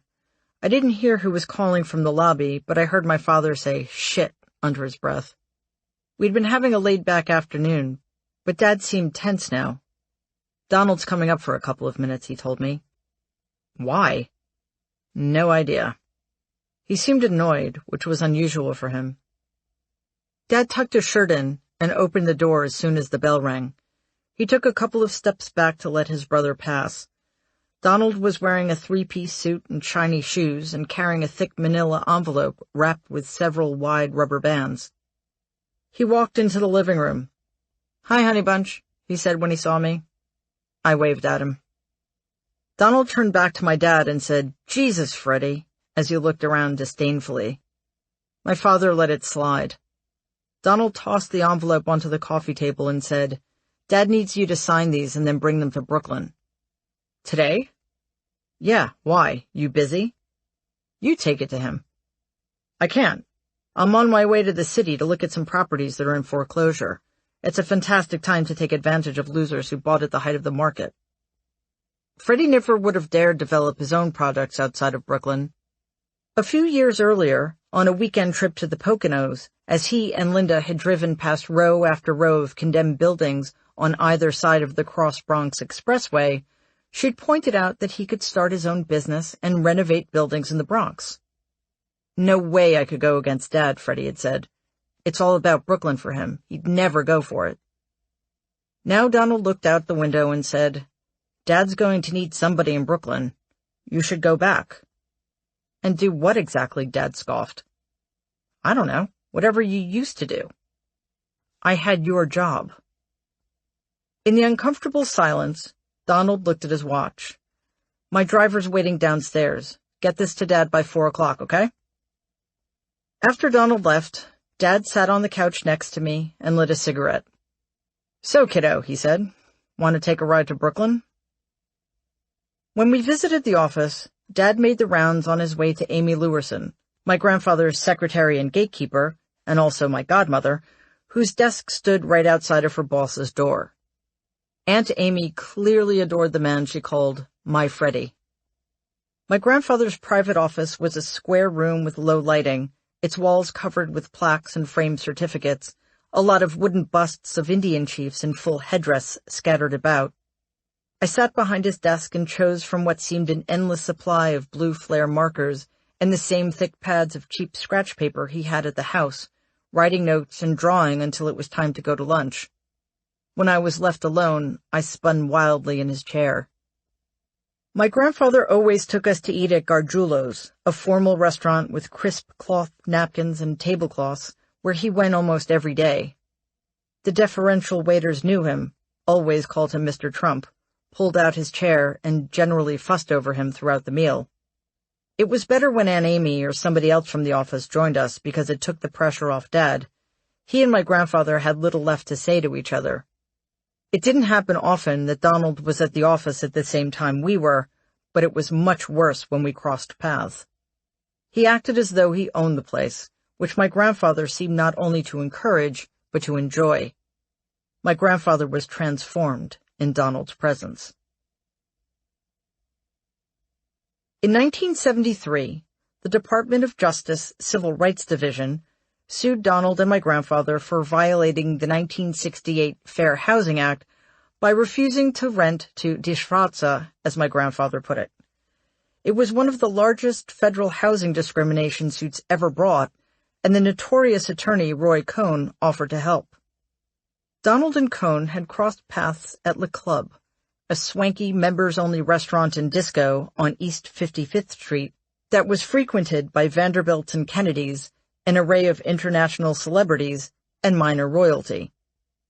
Cohn was more than a decade removed from his disastrous involvement in Joseph McCarthy's failed anti-communist crusade. He'd been forced to resign from his position as the senator's chief counsel, but not until he'd wrecked the lives and careers of dozens of men because of their alleged homosexuality and/or ties to communism. Like many men of his vicious temperament and with his influential connections, Cohn was subject to no rules. Embraced by a certain segment of the New York elite and hired by a diverse pool of clients such as Rupert Murdoch, John Gotti, Ellen Dershowitz, and the Roman Catholic Archdiocese of New York, Cohn entered private practice back in New York City, where he'd grown up. Over the ensuing years, he became very rich, very successful, and very powerful. Though Cohn was flashy where Fred was conservative and loud where Fred was taciturn, the differences between them were really of degree, not kind.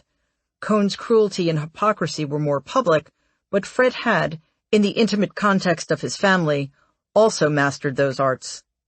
Fred had also primed Donald to be drawn to men such as Cohn, as he would later be drawn to authoritarians such as Vladimir Putin and Kim Jong-un, or anyone else really, with a willingness to flatter and the power to enrich him. Cohn recommended the Trump management file a countersuit against the Justice Department for $100 million over what he alleged were the government's false and misleading statements about his clients. The maneuver was simultaneously absurd, flashy, and effective, at least in terms of the publicity it garnered. It was the first time that Donald, at 27, had landed on a newspaper's front page. And although the countersuit would be tossed out of court, Trump management settled the case. There was no admission of wrongdoing, but they did have to change their rental practices to avoid discrimination. Even so, both Cohn and Donald considered it a win because of all the press coverage. When Donald hitched his fortunes to the likes of Roy Cohn, the only things he had going for him were Fred's largesse and a carefully cultivated but delusional belief in his own brilliance and superiority.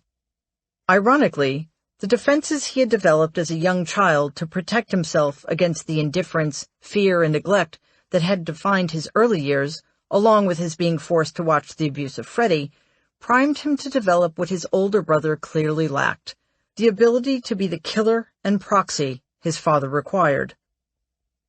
There's no way to know precisely when Fred started to notice Donald, but I suspect it was after he shipped his son off to military school. Donald seemed amenable to his father's exhortations to be tough, a killer, and he proved his worth by bragging about the random beatings he received from the upperclassmen or pretending not to care about his exile from home. Fred's growing confidence in Donald created a bond between them and an unshakable self-confidence in Donald. After all, the most important person in the family, the only one whose opinion mattered, was finally showing him favor. And unlike Freddie, the attention Donald received from his father was positive. After college, when Donald was finally out in the world, using his father's connections to make more connections, and using his father's money to create his image as a burgeoning master of the universe, Fred knew that anything his son got credit for would redound to his own benefit. After all, if Donald was embraced as an up-and-coming deal-maker, that was entirely to the credit of Fred Trump, even if Fred was the only person who knew it. In interviews in the early 1980s, Fred claimed that Donald's success had far exceeded his own. "I gave Donald free rein," he said. "He has great visions and everything he touches seems to turn to gold. Donald is the smartest person I know." None of that was true, and Fred must have known that a decade before he said it. After Steeplechase, Fred had lost a lot of ground. If he wanted to expand the reach of his empire, he would need a new playing field and a surrogate. He needed Donald to go out in the world and create the brand. It hadn't taken Fred long to realize that his profligate middle son wasn't suited to the unglamorous, tightly budgeted, and highly regimented routine of running rental properties. But with his father's backing, maybe he could use his hubris and shamelessness to make the push into Manhattan. Fred wasn't living vicariously. He was intimately involved in all aspects of Donald's early forays into the Manhattan market, getting things done behind the scenes while Donald played to the crowd up front. Fred made it possible for Donald to play a role that fulfilled his own desire for recognition while allowing his son to garner the reputation as a Manhattan developer that Fred had always aspired to.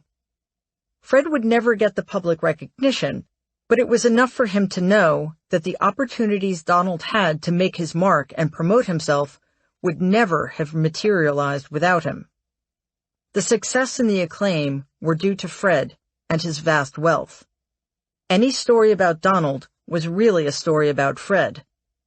Fred also knew that if that secret was uncovered, the ruse would fall apart. In retrospect, Fred was the puppeteer, but he couldn't be seen to be pulling his son's strings. It's not that Fred was overlooking Donald's incompetence as a businessman. He knew he had more than enough talent in that arena for both of them.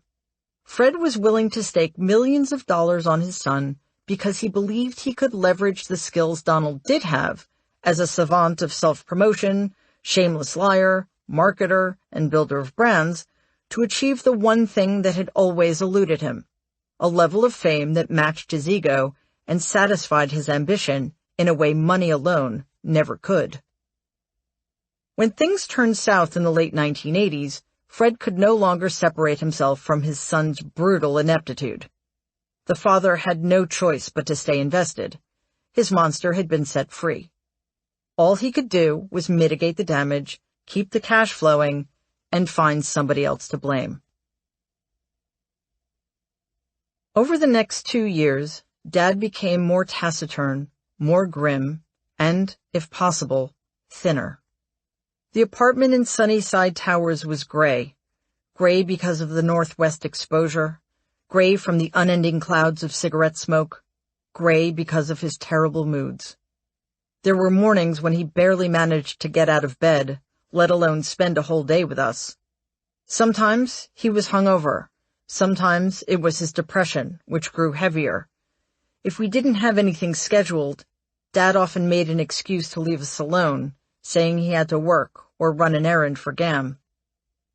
Once, Dad told us he had a job managing paper boys. I'd briefly had a paper route, and as far as I could tell, that meant he was the guy who handed out the papers to the delivery kids from the trunk of his car, then collected the cash from them when they'd returned from their routes. He told me once that he made $100 a day, which seemed like an enormous sum to me.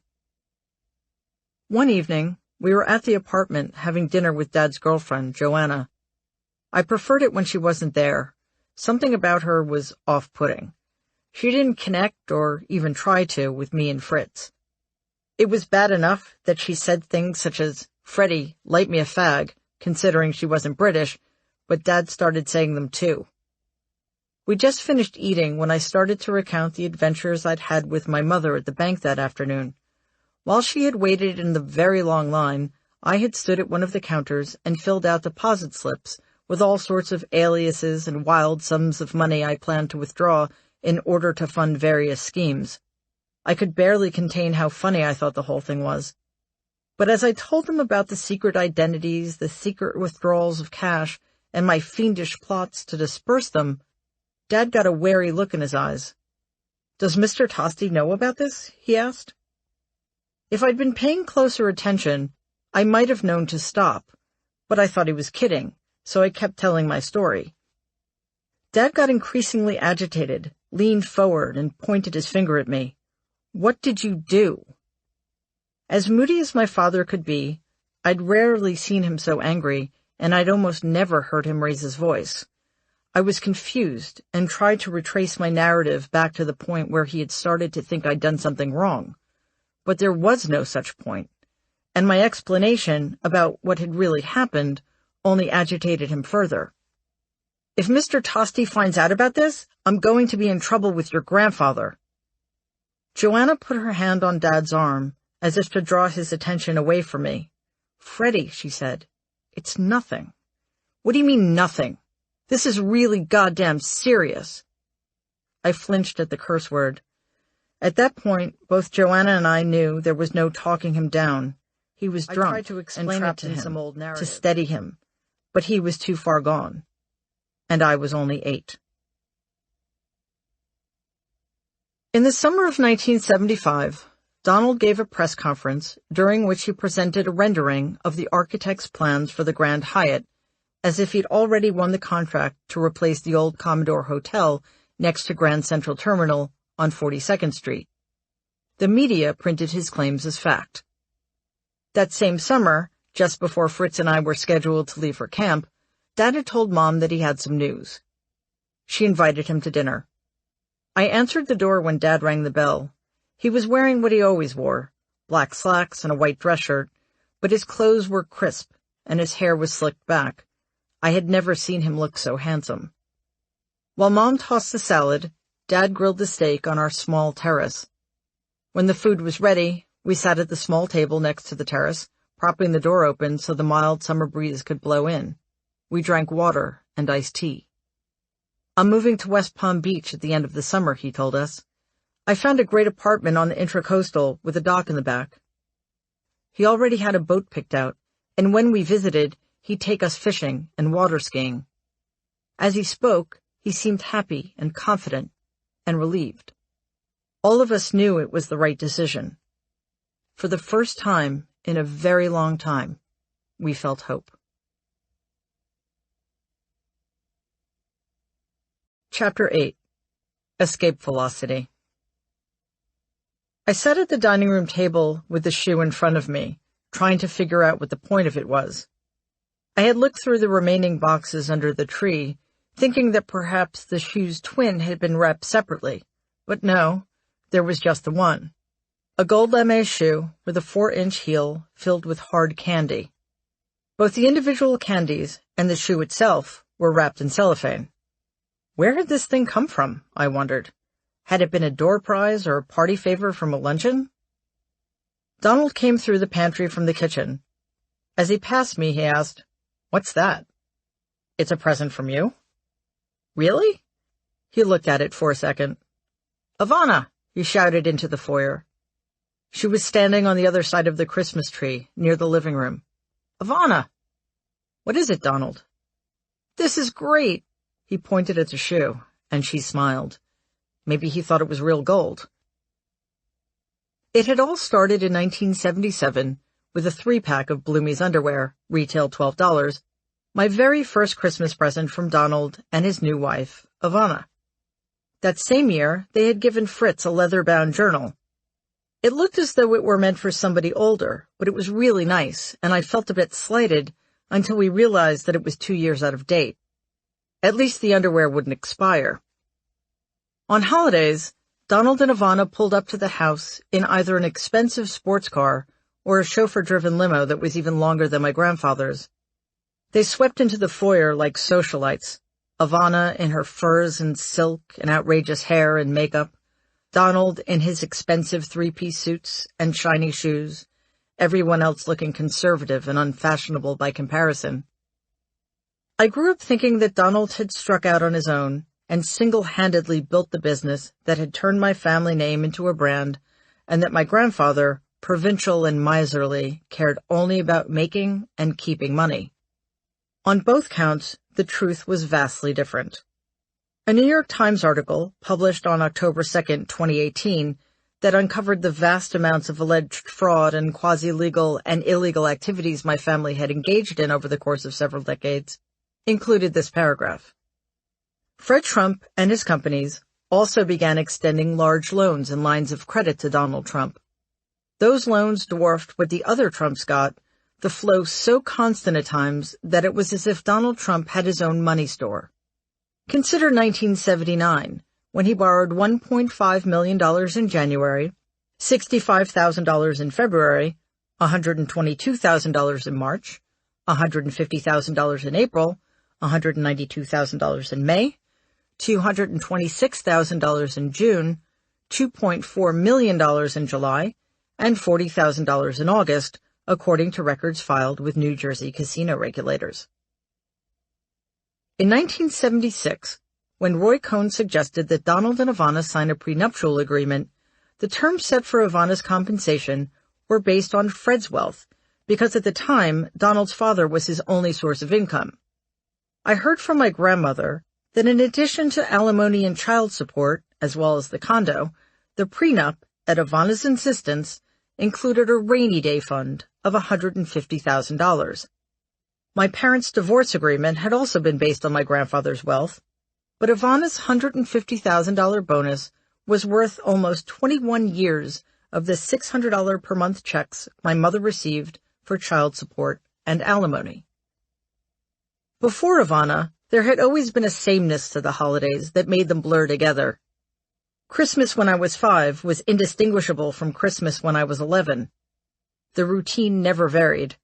We'd enter the house through the front door at 1 p.m., dozens of packages in tow, handshakes and air kisses all around, then gather in the living room for shrimp cocktail.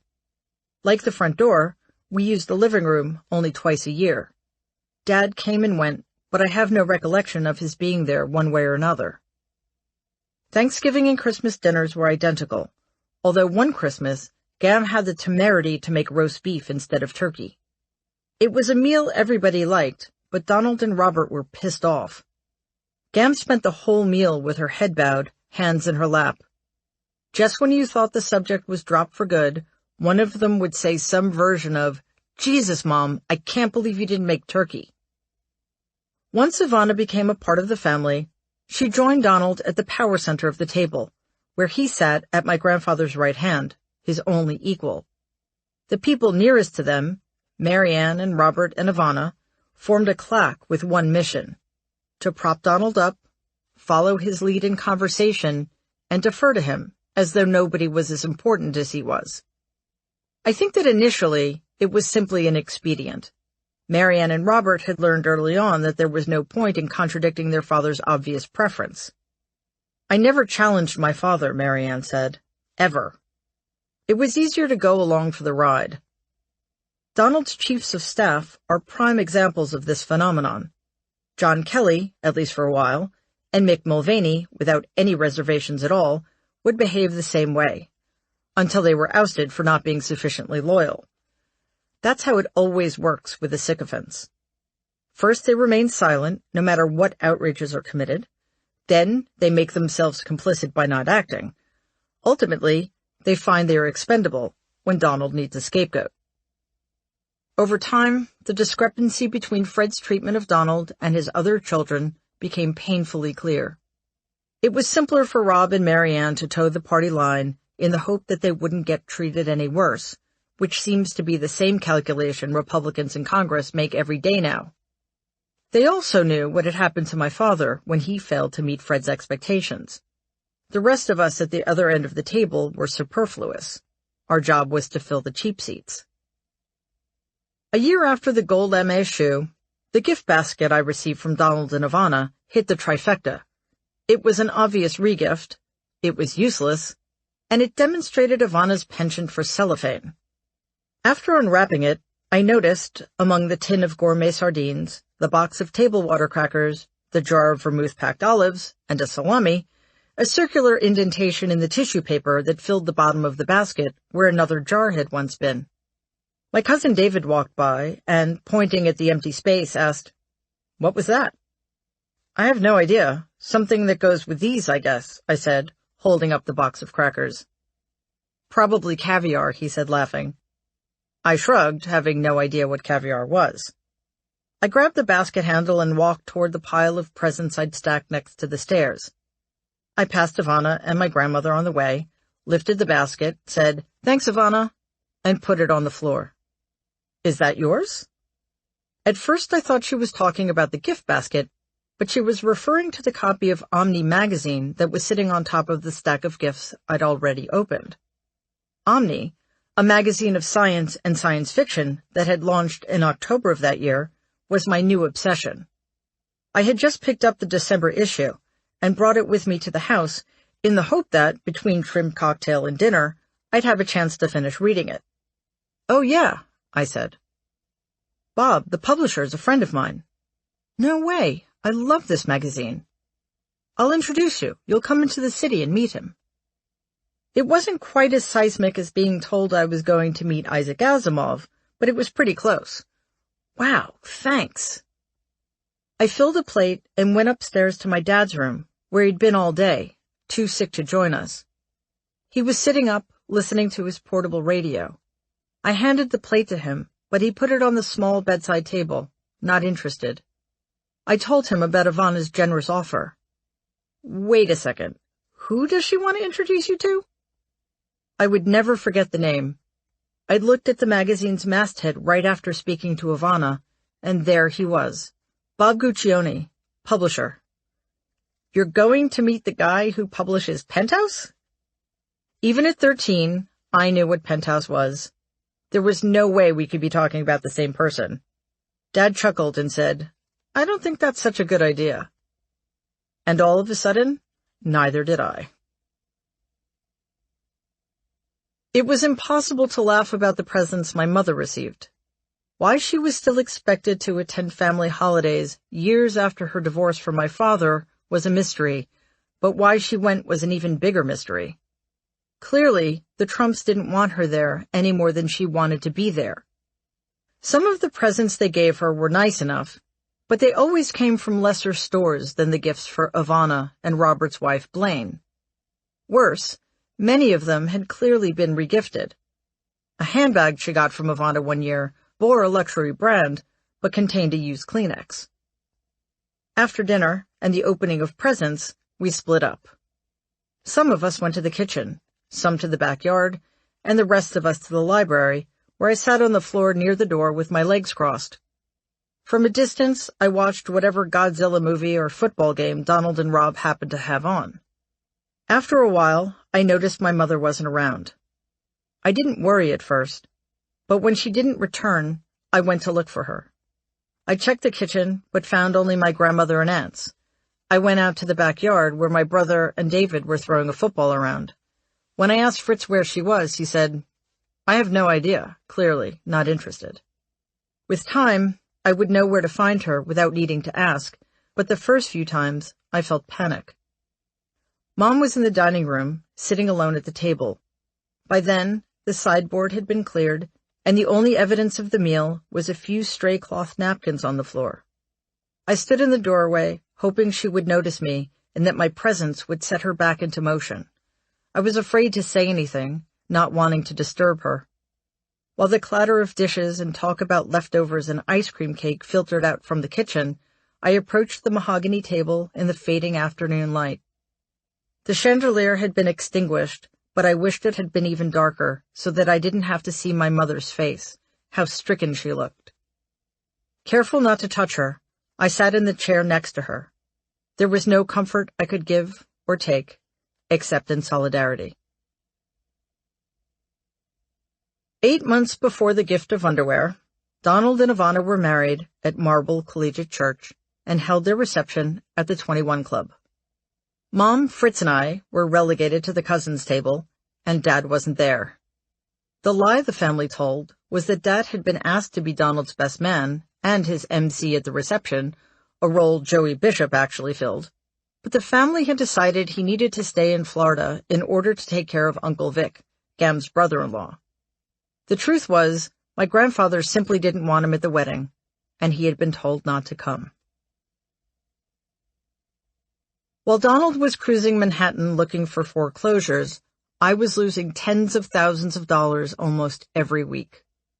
On Fridays after school, I went to a friend's house, and we played our version of Monopoly, double houses and hotels, double the money. Our sessions were marathons spanning the entire weekend. One game could last anywhere from 30 minutes to several hours. The only constant in all of that gaming was my performance. I lost every single time I played.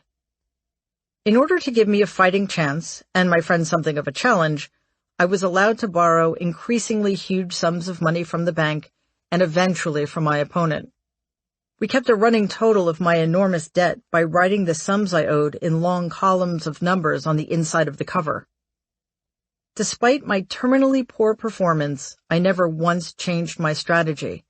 I bought every Atlantic City property I landed on and put houses and hotels on my properties even when I had no chance of recouping my investment. I doubled and tripled down, no matter how badly I was losing. It was a great joke between me and my friends that I, the granddaughter and niece of real estate tycoons, was terrible at real estate. It turned out that Donald and I had something in common, after all. Since my father's death, Donald has suggested that they, meaning he and my grandfather, should have let Freddie do what he loved and excelled at, flying, rather than force him to do something he hated and was bad at, real estate. But there's no evidence to suggest that my father lacked the skills to run Trump management, just as there is none to suggest that Donald had them. One night in 1978, Dad woke up in his West Palm Beach apartment with excruciating stomach pains. He managed to drag himself to his car and drove to the emergency room. He later told Mom that when he had gotten to the hospital, he hadn't gone in right away. He had stayed in his car, wondering if he should bother. Perhaps it would be simpler, he had thought, if it just ended. The only thing that had forced him to get help was the thought of me and Fritz. Dad was very sick and was transferred to a Miami hospital where the doctors diagnosed him with a heart defect that required surgery. Fred told Marianne to fly to Florida, get him out of the hospital, and bring him back to New York. It would be my father's last trip north. After 3 years in Florida, he was going home. In New York, doctors discovered that Dad had a faulty mitral valve and his heart had become dangerously enlarged. He needed to undergo an experimental procedure to replace it with a healthy valve from a pig's heart. When Mom and I got to the house to see Dad the day before his surgery, Elizabeth was already there, sitting with him in his tiny childhood bedroom, which we called the cell. He lay in his cot, and I kissed him on the cheek, but didn't sit next to him for fear of breaking him. I'd seen Dad sick before, with pneumonia, with jaundice, with drunkenness, with despair. But his condition now was shocking. Not yet 40, he looked like a worn-out 80-year-old man. He told us about the procedure and the pig valve, and Mom said, "Freddie, it's a good thing you're not kosher." We all laughed. It was a long recovery, and Dad stayed at the house to recuperate. A year after the surgery, he was better than he had been, but he would never be well enough to live on his own again. Part of the obstacle to that may have been financial. He started working for my grandfather again, but this time on a maintenance crew. It wasn't surprising that apart from a few stints in rehab to dry out, he had never stopped drinking. He told me once that one of his doctors had warned him, "If you have another drink, it's going to kill you." Even open-heart surgery wasn't enough to stop him. That Thanksgiving, Dad joined us for the first time since he'd moved back to New York. He sat with me at Gam's end of the table, pale and thin as a specter. Halfway through the meal, Gam started choking. "You okay, Mom?" Dad asked. Nobody else seemed to notice.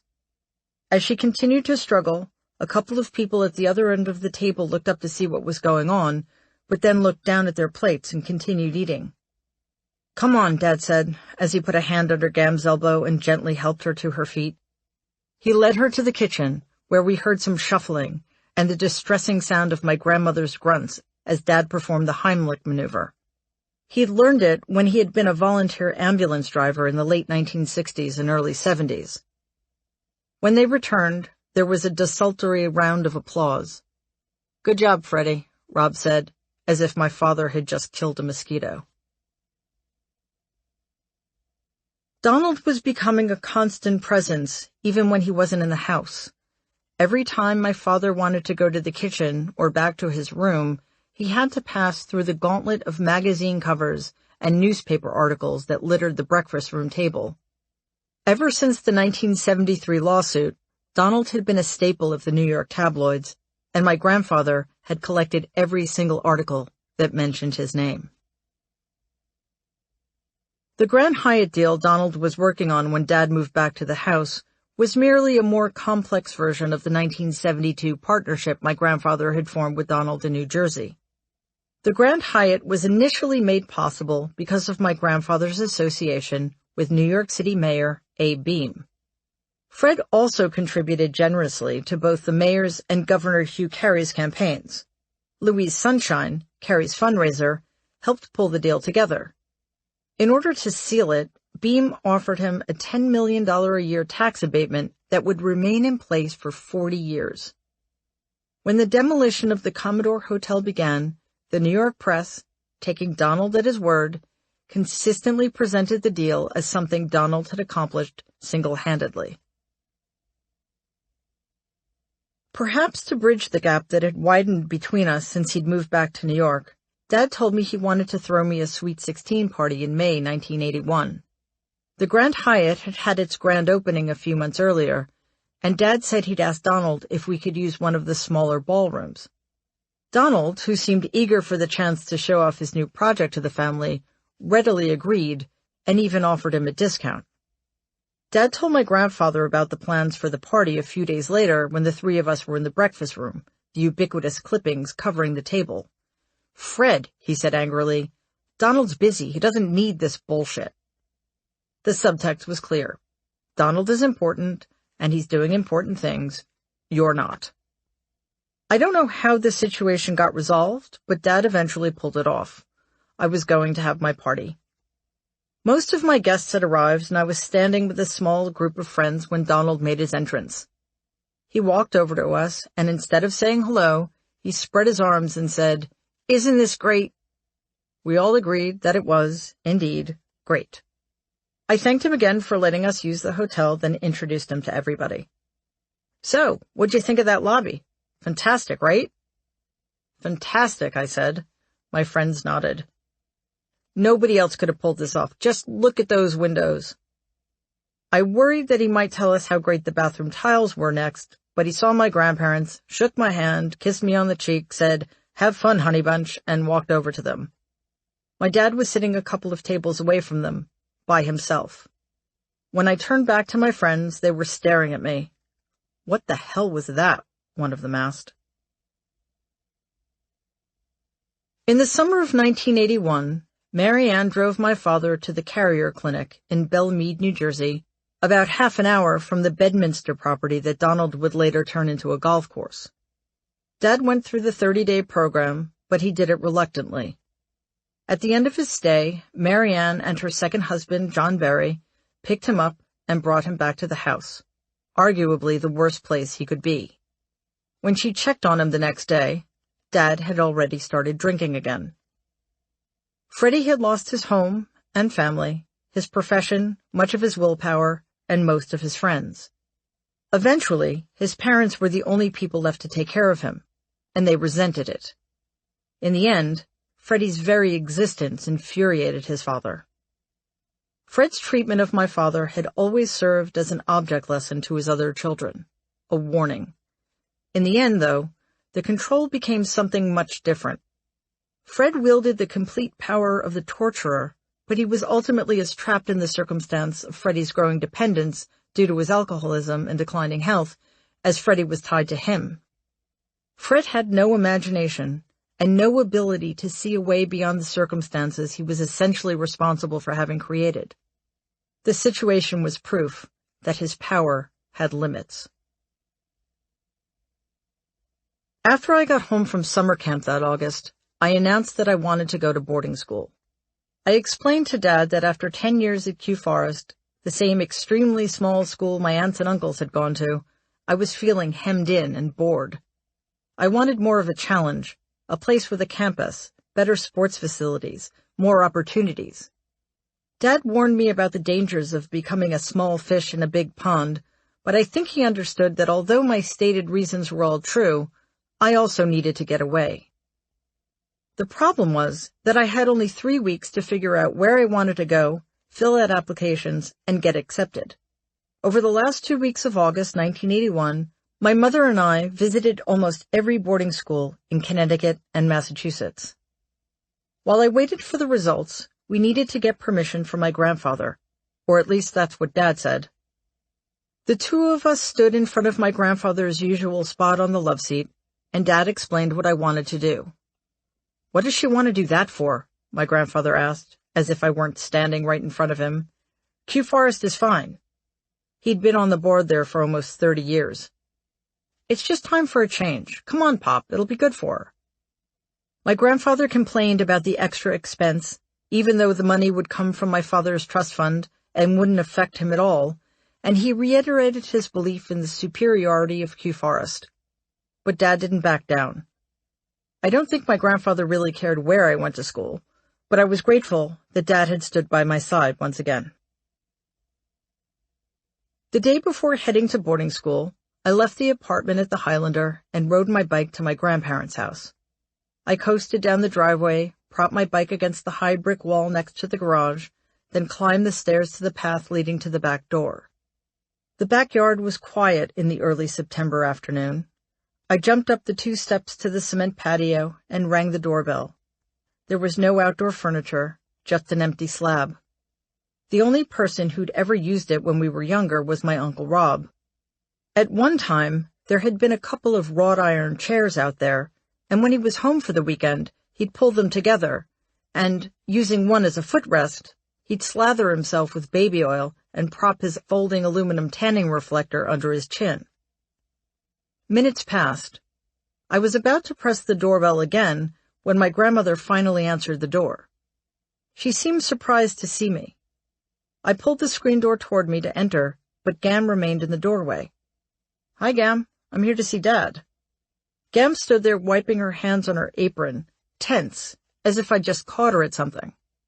I reminded her that I was leaving for school the next day. She was quite tall, and with her blonde hair swept up and pinned tightly behind her head, she looked more severe than usual. She didn't move to let me in. "Your father's not home," she said. "I don't know when he'll be back." I was confused. I knew my father had wanted to see me off. We talked about it only a few days before. I assumed that he had forgotten I was coming by. In the last year, he'd often forgotten when we had plans. I wasn't surprised exactly, but something about it still didn't seem right. Directly above where my grandmother and I stood, the sound of a radio came through the open window of my father's bedroom. I shrugged at Gam, pretending not to care. "Okay then, I guess tell him to call me later." I moved toward her for a hug, and she put her arms around me stiffly. When I turned to leave, I heard the door close. I walked down the path and down the stairs to the driveway, got on my bike, and rode home. I left for school the next day. Dad never called me. I was watching a movie in the brand-new auditorium of the Ethel Walker School when the projector went dark and the lights came up. The students were there to watch The Other Side of the Mountain, an uplifting story about an Olympic skier who becomes paralyzed in a skiing accident. Instead, The Other Side of Midnight, a decidedly different kind of movie with an early rape scene, had been ordered. The faculty were in a bit of a tumult, trying to figure out what to do next, while we students thought it was hysterical. As I sat talking and laughing with some kids from my dorm, I saw Diane Dunn, a phys ed teacher, making her way through the crowd. Dunn was also a counselor at the sailing camp I went to every summer, so I'd known her since I was a little kid. To everyone else at Walker's, she was Miss Dunn, which I found impossible to wrap my head around. At camp, she was Dunn, and I was Trump, and that's what we continued to call each other. She was largely responsible for my having decided to go to this boarding school, and after I had been there for only 2 weeks, she was still the only person I really knew. When she waved me over, I smiled and said, "Hey, Dunn." "Trump, you need to call home," she said. She had a piece of paper in her fist, but didn't give it to me. She looked flustered. "What's up?" "You need to call your mother." "Right now?" "Yes, if she isn't home, call your grandparents." She was speaking to me as if she'd memorized the lines. It was almost 10 p.m., and I had never called my grandparents so late, but my dad and grandmother were both in the hospital pretty frequently, Dad due to his years of heavy drinking and smoking, and Gam's tendency to break bones fairly often because of her osteoporosis. So I wasn't really worried, or rather, I didn't think it was anything more serious than usual. My dorm was adjacent to the auditorium, so I went outside, crossed the oval lawn between them, and climbed the 2 flights of stairs to my floor. The payphone hung on the stairwell wall on the landing right next to the door. I placed a collect call to my mother, but there was no answer, so I dialed the house. Gam answered and accepted the charges, so the emergency wasn't about her. After a quick, muffled hello, she immediately handed the phone to my grandfather, brisk and businesslike as usual. For a moment, it was easy to believe that there had been a mistake, that nothing was really wrong. But then something had been urgent enough for me to be pulled out of the auditorium. I had also seen the way Dunn's eyes had widened in panic as she looked for me in the auditorium. It would only occur to me much later that she already knew. "What's the matter?" I asked. "Your mother just left," he said. "She should be home in a few minutes." I could picture him in the poorly lit library, standing next to the telephone table, wearing his starched white shirt, red tie, and navy blue three-piece suit, impatient to be done with me. "But what's wrong?" "Your father has been taken to the hospital, but it's nothing to worry about," he said, as though reporting the weather. I could have hung up then. I could have gone back to trying to fit in with my new classmates at my new school. "Is it his heart?" It was unheard of for me, for anyone but Donald, to challenge my grandfather in any way, but there was obviously a reason I'd been told to call. "Yes." "Then it's serious." "Yes, I would say it's serious." There was a pause during which, perhaps, he was deciding whether to tell me the truth. "Go to sleep," he said finally. "Call your mother in the morning." He hung up. I stood there in the stairwell with the phone in my hand, not knowing quite what to do. A door slammed on the floor above me. Footsteps followed, growing louder. A couple of students passed me on their way to the first floor. I put the receiver back into the cradle, picked it up, and tried my mother again. This time, she answered the phone. "Mom, I just spoke to Grandpa. He told me Dad's in the hospital, but he wouldn't tell me what's going on. Is he okay?" "He had a heart attack," my mother said. From the moment she spoke, time took on a different quality. Or maybe it was the next moment, which I don't remember, and the effect of the shock was retroactive. Either way, my mother kept talking, but I didn't hear any of the words she said. As far as I could tell, there was no gap in the conversation, but part of it never existed for me.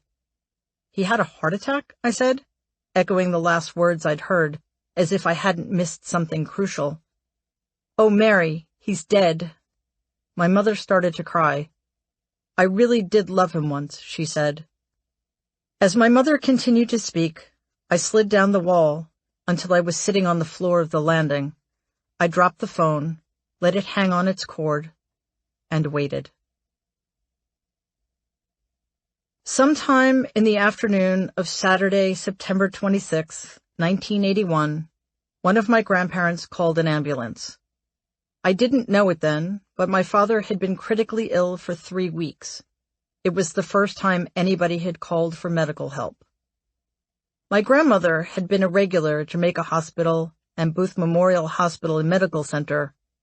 My dad, too, had been admitted to Jamaica a few times. All of my grandparents' children had been born there, so the family had a long-standing relationship with the staff and administration. My grandparents had donated millions of dollars to Jamaica in particular, and in 1975, the Trump Pavilion for Nursing and Rehabilitation had been named for my grandmother. As for Booth Memorial, my grandmother was heavily involved with the Salvation Army volunteers there, and it was also where I'd spent much of my childhood because of my severe asthma. A single phone call would have guaranteed the best treatment for their son at either facility. No call was made. The ambulance took my father to the Queen's Hospital Center in Jamaica. No one went with him. After the ambulance left, my grandparents called their other 4 children, but only Donald and Elizabeth could be reached. By the time they arrived in the late afternoon, the information coming from the hospital made it clear that my father's situation was grave. Still, nobody went. Donald called my mother to let her know what was going on, but kept getting a busy signal. He got in touch with our superintendent and told him to buzz her on the intercom. Mom immediately called the house. "The doctors think Freddie probably won't make it, Linda," Donald told her. My mother had had no idea that Dad was even sick. "Would it be all right if I came to the house so I can be there if there's any news?" She didn't want to be alone. When my mother arrived a short time later, My grandparents were sitting alone by the phone in the library. Donald and Elizabeth had gone to the movies. While Mom sat with my grandparents, nobody said much. A couple of hours later, Donald and Elizabeth returned. When they were told there was no news, Donald left, and Elizabeth, nearing 40, made a cup of tea and went upstairs to her room. As my mother was getting ready to leave, the phone rang. It was the hospital. Dad had been pronounced dead at 9:20 p.m. He was 42. Nobody thought to come get me from school, but arrangements were made for me to take a bus the next morning. Dunn drove me to the Greyhound station in Hartford, where I boarded a bus bound for the Port Authority bus terminal in Manhattan. After picking me up in the city, my mother, brother, and I drove to the house, where the rest of the family was already gathered in the breakfast room to discuss the funeral arrangements. Mary Ann and her son, my cousin David, were there, my Uncle Robert and Blaine, and Donald, Ivana, almost 8 months pregnant with Ivanka, and their 3-year-old son Donnie. Nobody said much to my mother, brother, or me. There were some attempts at forced heartiness, mostly by Rob, but they didn't land well, and soon stopped. My grandfather and Mary Ann spoke in hushed tones. My grandmother fretted about what she was going to wear to the wake. My grandfather had picked out a black pantsuit for her, and she wasn't pleased. In the afternoon, we drove over to R. Stutzman and Son Funeral Home, a small place in Queens Village, about 10 minutes from the house, for a private viewing. Before going into the main room, where the coffin was already perched on its stand, I asked my Uncle Robert if I could discuss something with him. I pulled him into a small alcove down the hall from the visitation room. "I want to see Dad's body," I said. I saw no reason not to be direct. I didn't have a lot of time. "You can't, Mary. It's impossible." "Rob, it's important." It wasn't for religious reasons or because I thought that was how things were done. I had never been to a funeral before and knew nothing about protocol. Although I knew I needed to see my father, I couldn't articulate why. How could I say, "I don't believe he's dead. There's no reason for me to believe that. I didn't even know he was sick." I could only say, "I need to see him." Rob paused and finally said, "No, honey bunch. Your dad is being cremated and his body hasn't been prepared. It would be terrible for that to be the last memory you have of him." "It doesn't matter," I said. I felt desperate in a way I didn't understand. Rob looked down at me and then turned to leave. I stepped in front of him. "Please, Rob." He paused again, then began walking down the hall. "Come on," he said. "We should go in." On Monday, in between the 2 sessions of the wake, the family went back to the house for lunch. On the way, Donald and Ivana had gone to the supermarket and picked up large quantities of prepackaged cold cuts that Mary Ann and Elizabeth laid out on the breakfast room table, and we ate or ignored in relative silence. I had no appetite and wasn't part of the conversation, so I left the breakfast room to wander around the house, as I'd used to do when I was younger. I walked to the back stairs across from the library doorway and caught a glimpse of Donald holding the telephone in his hand. I don't know if he had just finished a call or was about to make one, but when he noticed me standing in the hallway, he returned the handset to the cradle. Neither one of us spoke. I hadn't seen Donald since Mother's Day, which we had celebrated at North Hills, my grandparents' country club on Long Island. I didn't expect tears from anybody except my grandmother, but Donald, and particularly my grandfather, seemed to be taking my dad's death in stride. "Hey, Donald." "What's up, honey bunch?" I sometimes wondered if either of my uncles actually knew my name. "Dad's going to be cremated, right?" I had known for years that that was what Dad wanted. He had felt so strongly about not being buried that it was one of the first things he had told my mother after they were married. His insistence upon it bordered upon an obsession, which was why I had known about it before I turned 10. "Right," he said. "And then what? He's not going to be buried, is he?" A look of impatience crossed his face. It was clear he didn't want to be having that conversation. "I think he is." "You know that makes no sense, right?" "That's what Dad wants."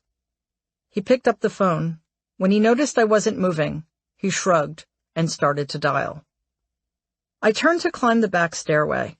On one end of the long second-floor hallway was Elizabeth's corner room, with Marianne's on the other side of their joint bathroom. On the other, Donald and Robert's shared bedroom was outfitted with blue and gold bedspreads and matching window treatments. My grandparents' much larger master bedroom stood right next to theirs and included Gam's separate dressing room with mirrored walls. In the middle of the hallway was the cell. Dad's cot had been stripped, exposing the thin mattress. His portable radio was still on the small bedside table. The door to the closet was ajar, and I saw a couple of white button-down shirts hanging askew on wire hangers. Even on such a sunny day, the only window let in little light, and the room looked austere in the shadows. I thought I should go in, but there was nothing for me there. I went back downstairs. The wake fell on the first night of Rosh Hashanah, but many of Dad's fraternity brothers still came. His friend Stu, who had often attended dinner parties and charity events at Jamaica Hospital with his wife, Judy, probably knew my family better than any of Dad's friends other than Billy Drake. Stu saw my grandfather standing alone in the back of the room, and he walked over to pay his respects. The two men shook hands, and, after offering his condolences, Stu said, "It looks like real estate isn't doing so well. I hope Donald's okay. I see him in the news a lot, and it looks like he owes the banks a lot of money." Fred put his arm around his dead son's friend and said with a smile, "Stuart, don't worry about Donald. He's going to be just fine." Donald wasn't there. My brother gave the only eulogy, or, at least, the only one I remember, written on a sheet of loose-leaf paper, probably on the plane ride from Orlando, where he was a sophomore at Rollins College. He reminisced about the good times he and Dad had had together, most of which occurred before I had been old enough to remember them, but he refused to shy away from the fundamental reality of my father's life. At one point, he referred to Dad as the black sheep of the family, and there were audible gasps from the guests. I felt a thrill of recognition and a sense of vindication at long last. My brother, who had always been so much better at negotiating the family than I was, had dared tell the truth. I admired his honesty, but also felt jealous that he seemed to have so many more good memories of my father than I did. As the wake drew to a close, I watched as people began to line up, walk past the coffin, pause with eyes closed, hands clasped, sometimes kneeling on a low-cushioned bench that seemed to have been put there for the purpose, and then move on. When my Aunt Elizabeth's turn came, she began to sob uncontrollably. In the midst of all that stoicism, her display of emotion was jarring, and people looked at her with muted alarm. But no one approached her. She placed her hands on the coffin and slid to her knees. Her body was shaking so badly that she lost her balance and fell sideways to the floor. I watched her fall. She lay there as if she had no idea where she was or what she was doing, and continued to cry. Donald and Robert finally came from the back of the room, where they'd been talking to my grandfather, who stayed where he was. My uncles lifted Elizabeth from the floor. She limped between them as they pulled her from the room. I approached the coffin eventually, tentatively. It seemed impossibly small, and I thought there must have been a mistake. There was no way my father, at 6'2", could have fit inside that box. I ignored the bench and remained on my feet. I bowed my head, concentrating hard on one of the coffin's brass fixtures. Nothing came to me. "Hi, Dad," I finally said under my breath. I racked my brains as I stood there looking down until it occurred to me that I might be standing at the wrong end of the coffin, that the conversation I was trying to have with my father was being directed at his feet. Mortified, I took a step back and returned to my friends. There was no church ceremony. The coffin was transferred to the crematorium, and we met briefly in the chapel next door, oddly sun-drenched and bright, where a minister of no specified denomination demonstrated both his utter lack of knowledge of my father and the fact that nobody in the family had bothered to educate him about the man he was soon to consign to the flames. When the business of the funeral was complete, the family planned to take a drive to the All Faith Cemetery in Middle Village, where the family plot was. My grandfather's parents, Friedrich and Elizabeth Trump, were the only occupants at the time. I later learned that over the preceding 2 days, my mother and my brother and I had separately pleaded with different members of the family to allow my father's ashes to be spread over the waters of the Atlantic Ocean. Before we left the chapel, I caught up with my grandfather to make one final plea. "Grandpa," I said, "we can't bury Dad's ashes." "That's not your decision to make." He started to walk away, but I grabbed his sleeve, knowing it would be my last chance. "Wasn't it his?" I asked. "He wanted to be cremated because he didn't want to be buried. Please, let us take his ashes out to Montauk." As soon as the words came out of my mouth, I realized that I'd made a critical mistake. My grandfather realized it too. He associated Montauk with my father's frivolous hobbies, such as boating and fishing, activities that had distracted him from the serious business of real estate. "Montauk," he repeated, almost smiling. "That's not going to happen. Get in the car." Sunlight glinted off the marble and granite grave markers as our grandfather, his light blue eyes squinting beneath his enormous eyebrows at the brightness of the day, explained that the tombstone, which was already inscribed with his mother's and father's names, would be removed temporarily so my father's name and dates could be added. As he spoke, he spread his hands wide, like a used car salesman, bouncing on the balls of his feet, almost jaunty, knowing he was in the presence of a rube. My grandfather followed the letter of the law and then did what he wanted. After my father was cremated, they put his ashes into a metal box and buried them in the ground. Dad's death certificate, dated September 29th, 1981, states that he died of natural causes. I don't know how that is possible at 42. There was no will. If he had anything to leave, books, photographs, his old 78s, his ROTC and National Guard medals, I don't know. My brother got Dad's Timex. I didn't get anything. The house seemed to grow colder as I got older. The first Thanksgiving after Dad died, the house felt colder still. After dinner, Rob walked over and put his hand on my shoulder. He pointed to my new cousin Ivanka asleep in her crib. "See? That's how it works." I understood the point he was trying to make, but it felt as though it was on the tip of his tongue to say, "Out with the old, in with the new." At least he had tried. Fred and Donald didn't act as if anything was different. Their son and brother was dead, but they discussed New York politics and deals and ugly women, just as they always had. When Fritz and I were home for Christmas vacation, we met with Erwin Durbin, one of my grandfather's lawyers, and, after Matthew Tosti died, my mother's main contact, in order to go over the details of my father's estate. I was shocked to find out that he had one. I thought he'd died virtually penniless, but apparently there were trust funds that had been set up by my grandfather and great-grandmother, such as the one that had paid for boarding school that I didn't know about at the time. They were to be split between me and my brother and kept in trust until we turned 30. The people appointed to manage those trust funds and to protect our long-term financial interests were Erwin Durbin, my Aunt Marianne, and my uncles Donald and Robert. Although Erwin was the point man, it was he we had to call or meet with if we had a question or a problem or any unforeseen financial needs. Donald was the ultimate arbiter of approval and the co-signer of all checks. Stacks of documents covered Erwin's desk. He sat in his chair behind them and began to explain what, exactly, we were about to sign.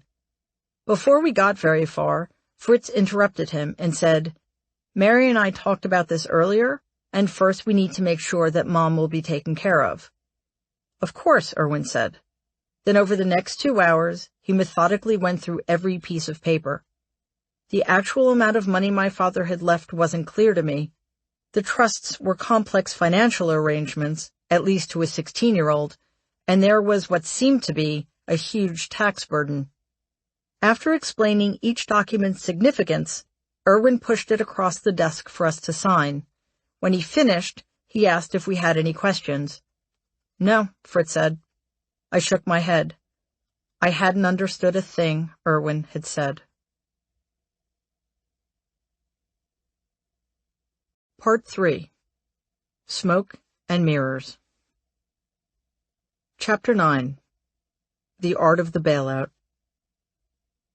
Mary Trump mugged, the New York tabloid, subtle as ever, blared in 100-point font the day after Halloween 1991. Even though I already knew what had happened, it was jarring to see the headlines as I passed news kiosks on my way to the subway. My grandmother hadn't just been mugged, though.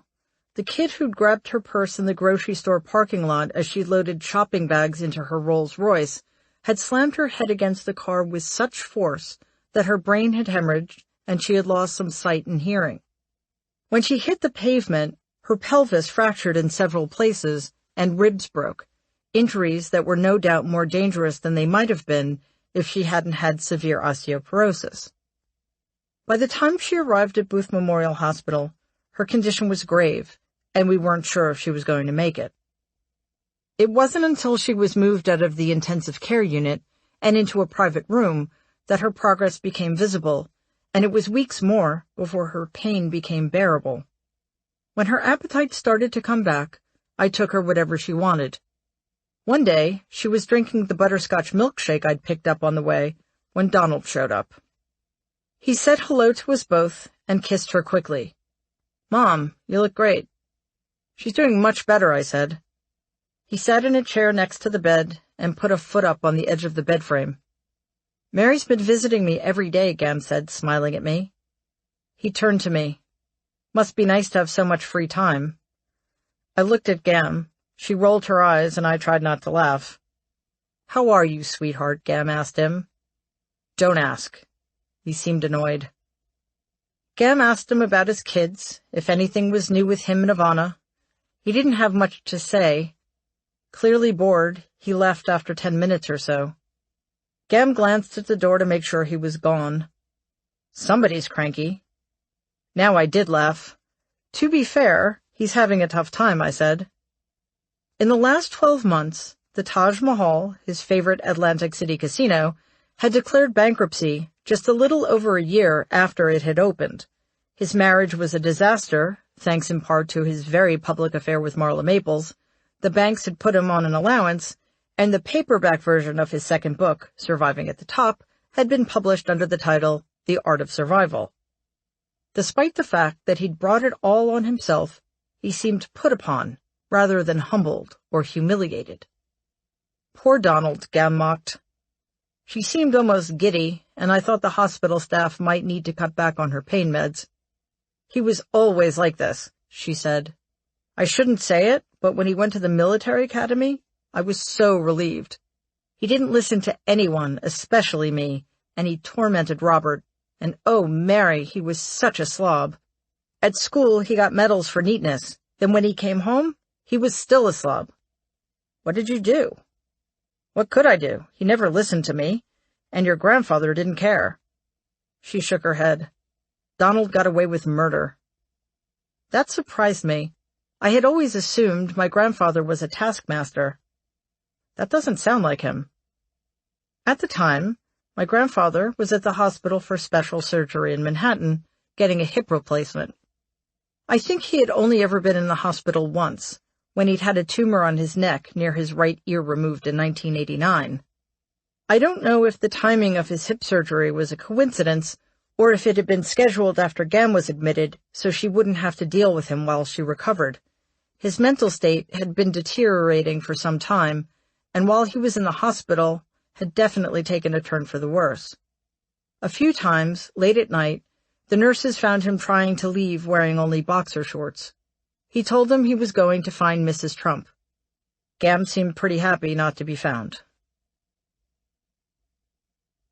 Donald's perceived success with the Grand Hyatt in 1980 had paved the way for Trump Tower, which had opened to great fanfare in 1983. From his reportedly abysmal treatment of the undocumented workers who built it to the alleged mob involvement, the project was steeped in controversy. The affronts culminated in the destruction of the beautiful Art Deco limestone reliefs on the facade of the Bonwit Teller building, which he razed to make room for his. Donald had promised those historically significant artifacts to the Metropolitan Museum of Art. Realizing that removing them in one piece would cost money and slow down construction, he instead ordered that they be destroyed. When confronted with that breach of trust and taste, he shrugged it off, declaring the sculptures to be without artistic merit, as if he knew better than the considered assessment of experts. Over time, that attitude, that he knew better, would become even more entrenched. As his knowledge base has decreased, particularly in areas of governing, his claims to know everything have increased in direct proportion to his insecurity, which is where we are now. The real reason Donald's first two projects were acquired and developed relatively smoothly was in large part because of Fred's expertise as a developer and deal-maker. Neither would have been possible without his contacts, influence, approval, money, knowledge, and, maybe most important, endorsement of Donald. Before that point, Donald had relied entirely on Fred's money and influence, although he never acknowledged it and publicly credited his own wealth and savvy for his success. The media were more than happy to go along without question, and the banks followed suit when Donald started to pursue the idea of becoming a casino operator in New Jersey, which in 1977 had legalized gambling in Atlantic City in an effort to save the flailing seaside resort town. If my grandfather's opinion had carried any weight with him, Donald would never have invested in Atlantic City. Manhattan was worth the risk, as far as Fred was concerned, but in Atlantic City he would have nothing except money and advice to offer, no political clout or knowledge of the industry to draw on. By then, Fred's influence over him was waning, and in 1982, Donald applied for his gaming license. While her brother was casting about for investment opportunities, Mary Ann, who had been an assistant district attorney in New Jersey since the mid-1970s, asked Donald if he would ask Roy Cohn to do him a favor. Cohn had enough clout with the Reagan administration that he was given access to AZT and experimental AIDS treatment, as well as influence over judicial appointments. Conveniently, a seat was open in the U.S. District Court for the District of New Jersey. Mary Ann thought it would be a great fit, and Donald thought it might be useful to have a close relative on the bench in a state in which he planned to do a lot of business. Cohn gave Attorney General Ed Meese a call, and Mary Ann was nominated in September and confirmed in October. In yet another sign of Fred's waning influence, Donald had purchased a $300 million plus casino that would become Trump's castle, sight unseen, in 1985, only a year after he had bought Harrah's, which became Trump Plaza. For Donald, too much of a good thing was a better thing. Atlantic City had unlimited potential, he believed, so two casinos were better than one. By then, Donald's ventures already carried billions of dollars of debt. By 1990, his personal obligation would balloon to $975 million. Even so, that same year he bought Mar-a-Lago for $8 million. In 1988, he'd bought a yacht for $29 million, and then, in 1989, the Eastern Airlines shuttle for $365 million. In 1990, he'd had to issue almost $700 million in junk bonds carrying a 14% interest rate just to finish construction on his third casino, the Taj Mahal. It seemed as if the sheer volume of purchases, the price tags of the acquisitions, and the audacity of the transactions kept everybody, including the banks, from paying attention to his fast accumulating debt and questionable business acumen. Back then, Donald's favorite color scheme was red, black, and gold, so Atlantic City's cheap glitz appealed to him almost as much as the allure of easy money. The house always wins, after all, and it was a good bet that anybody who could afford the buy-in would do well there. Atlantic City was completely outside of Fred's purview, which also appealed to Donald. Setting aside the massive monetary investments made by Fred and others, operating a casino, unlike the Grand Hyatt and Trump Tower, which were development projects that were ultimately managed by other entities, would be an ongoing business. As such, it would have been Donald's first opportunity to succeed independently of his father. Having his own casino provided Donald an entire world to his specifications, and if one casino was good, two would be better, and three even better than that. Of course, his casinos were competing with one another, and eventually would be cannibalizing one another's profits. As absurd as it was, there was a certain logic to his wanting more. After all, it had worked for his father. But Donald didn't understand, and refused to learn, that owning and running casinos were vastly different from owning and running rental properties in Brooklyn, from the business model and the market to the customer base and the calculus involved. Because he couldn't see that glaring distinction, it was easy for him to believe that more was better in Atlantic City, just as it had been for my grandfather in New York's outer boroughs. If one casino was a cash cow, three would be a herd of them. He would do with casinos what Fred had done with his apartment buildings. The only part of that scenario that defies explanation is the fact that the banks and investors in his first two casinos didn't object more strenuously to his opening a third, which would cut into their own bottom lines. It made even less sense that he could find anybody interested in investing in it. Even a casual glance at the numbers, not least the debt service, should have scared the most reckless lender away. In the late 1980s, nobody said no to Donald, thereby legitimizing another misguided project that had the ancillary benefit of bolstering the ego of a man who had no way of making it succeed. In August of that year, Surviving at the Top was published, and within weeks it would become clear that the book's subject matter and timing were bad enough to qualify as parody. In June 1990, Donald missed a $43 million payment for Trump's castle. 6 months later, my grandfather sent his chauffeur with more than $3 million in cash to purchase chips at the castle. In other words, he bought the chips with no intention of gambling with them. His driver simply put them in a briefcase and left the casino. Even that wasn't enough. The next day, my grandfather wired another $150,000 to the castle, presumably for more chips. Although those maneuvers helped temporarily, they resulted in my grandfather's having to pay a $30,000 fine for violating a gaming commission rule prohibiting unauthorized financial sources from lending money to casinos. If he wanted to continue lending Donald money to keep his casinos afloat, which he did, he would also be required to get a gaming license in New Jersey. But it was too late. Donald might have controlled 30% of Atlantic City's market share, but the Taj was making it impossible for his two other casinos to make money. The Plaza and Castle lost a combined $58 million the year the Taj opened. The three properties carried $94 million in annual debt, and the Taj alone needed to pull in more than $1 million a day to break even. The banks were bleeding money. Just as the Taj was opening, Donald and his lenders were meeting to try to figure out how to rein in and manage his spending.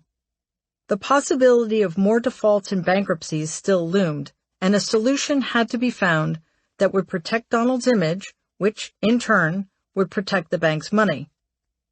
Without the veneer of success and confidence he projected, and had projected for him, the bankers feared that his properties, already in trouble, would lose even more value.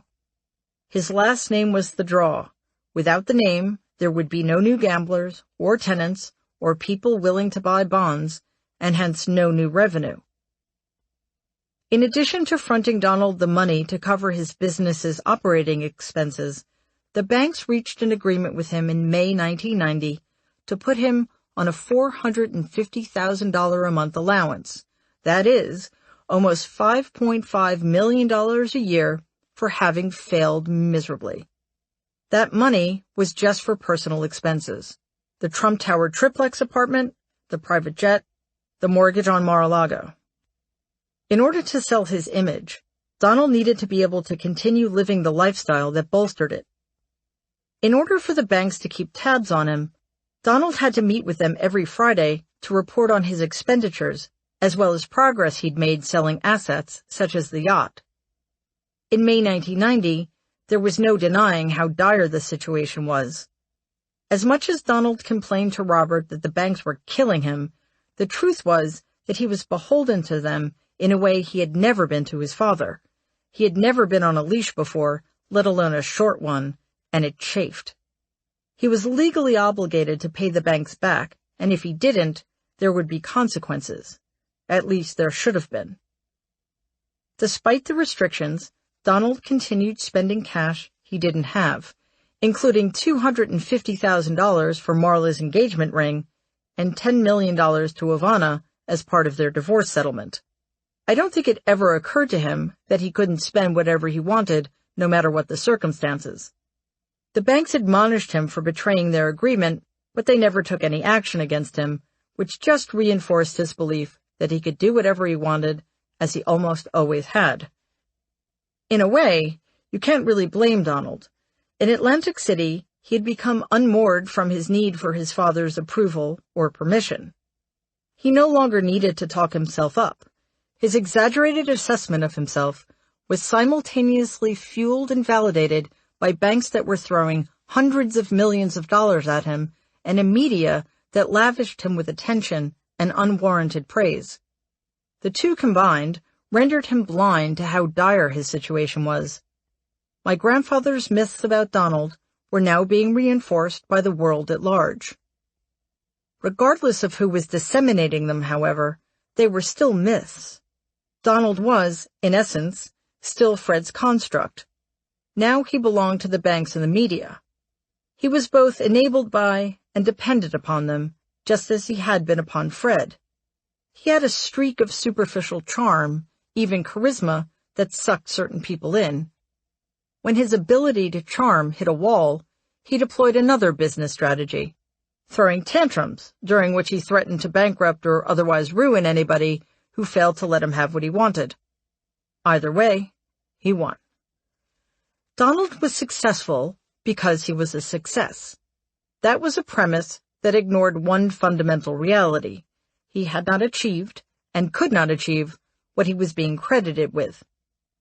Despite that, his ego, now unleashed, had to be fed continually, not just by his family, but by all who encountered it.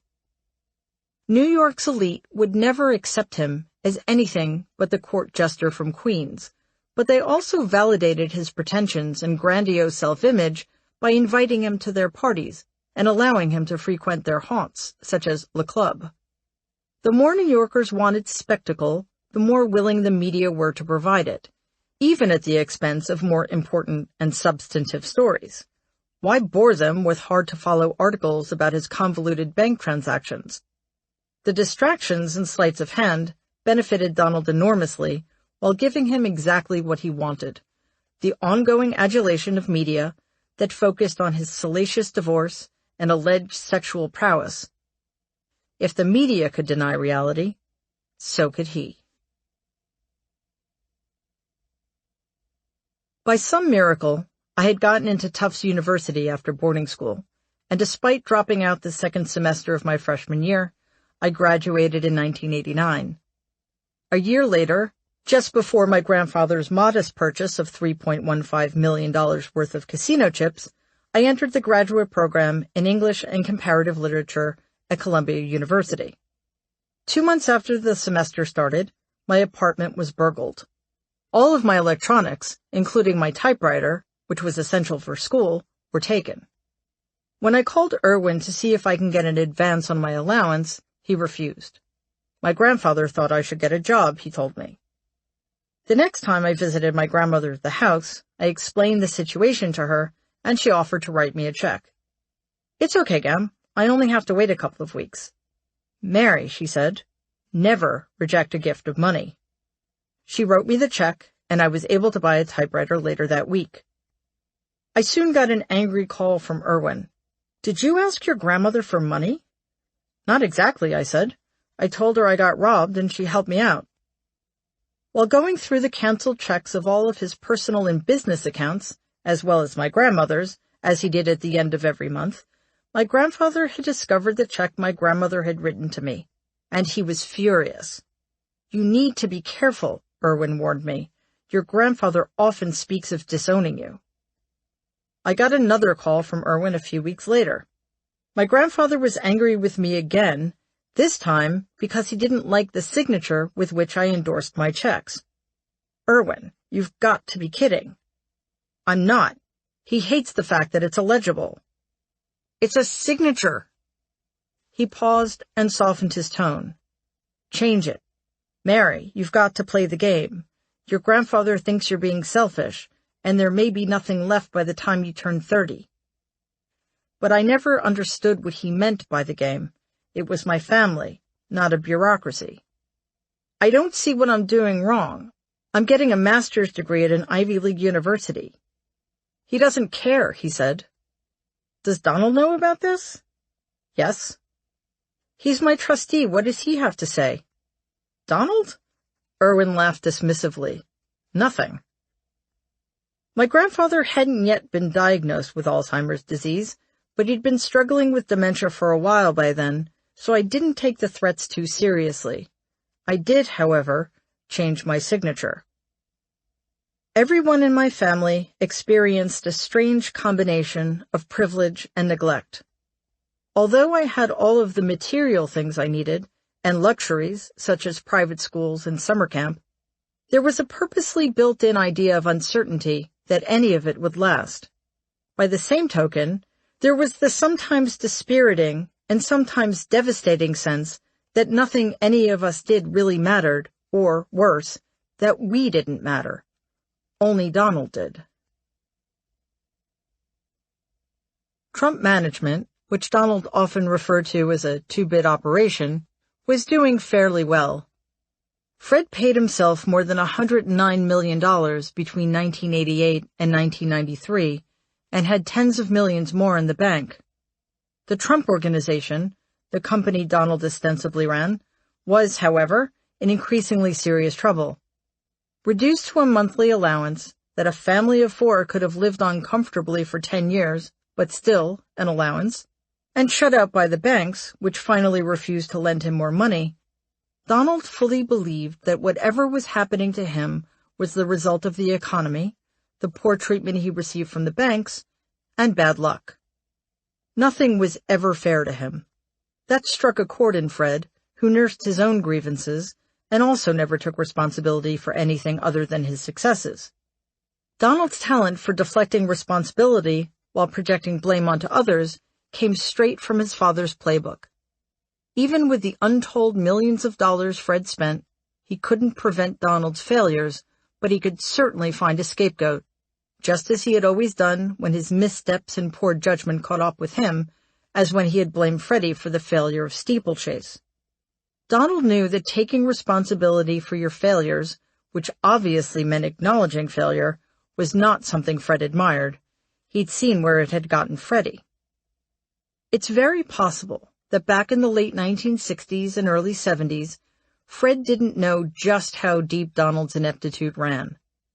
Acknowledging weakness of any kind in the son on whom he had staked the future of his empire, and for whom he had sacrificed Freddie, would have been nearly impossible. It was much easier to convince himself that Donald's talents were wasted in the backwater of Brooklyn. He simply needed a bigger pond in which to make a splash. As the Commodore Hotel slowly transformed into the Grand Hyatt, Fred was so blinded by the success with which Donald manipulated and debased every part of the process in order to get his way that he seemed to forget how vital his own connections, knowledge, and skills were.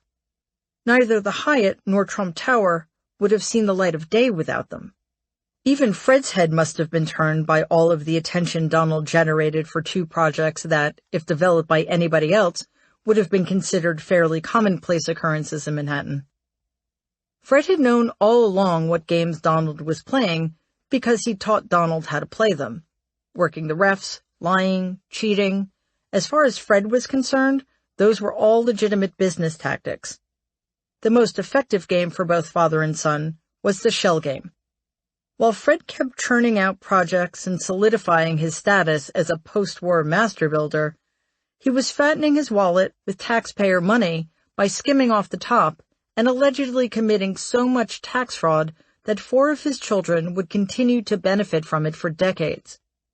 While the Rubes focused on the salacious details Donald kept generating for the tabloids, he was building a reputation for success based on bad loans, bad investments, and worse judgment. The difference between the two, however, is that despite his dishonesty and lack of integrity, Fred actually ran a solid, income-generating business, while Donald had only his ability to spin and his father's money to prop up an illusion. Once Donald moved into Atlantic City, there was no longer any denying that he wasn't just ill-suited to the day-to-day grind of running a few dozen middle-class rental properties in the outer boroughs. He was ill-suited to running any kind of business at all, even one that ostensibly played to his strengths of self-promotion and self-aggrandizement and his taste for glitz. When Fred bragged about Donald's brilliance and claimed that his son's success had far outpaced his own, he must have known that not a word of it was true. He was too smart and too good at arithmetic to think otherwise. The numbers simply didn't add up. But the fact that Fred continued to prop Donald up, despite the wisdom of continuing to do so, suggests that something else was going on. Because Fred did deny the reality on the ground in Atlantic City. He had already shown himself impervious to facts that didn't fit his narrative, so he blamed the banks and the economy and the casino industry just as vociferously as his son did. Fred had become so invested in the fantasy of Donald's success that he and Donald were inextricably linked. Facing reality would have required acknowledging his own responsibility, which he would never do. He had gone all in, and although any rational person would have folded, Fred was determined to double down.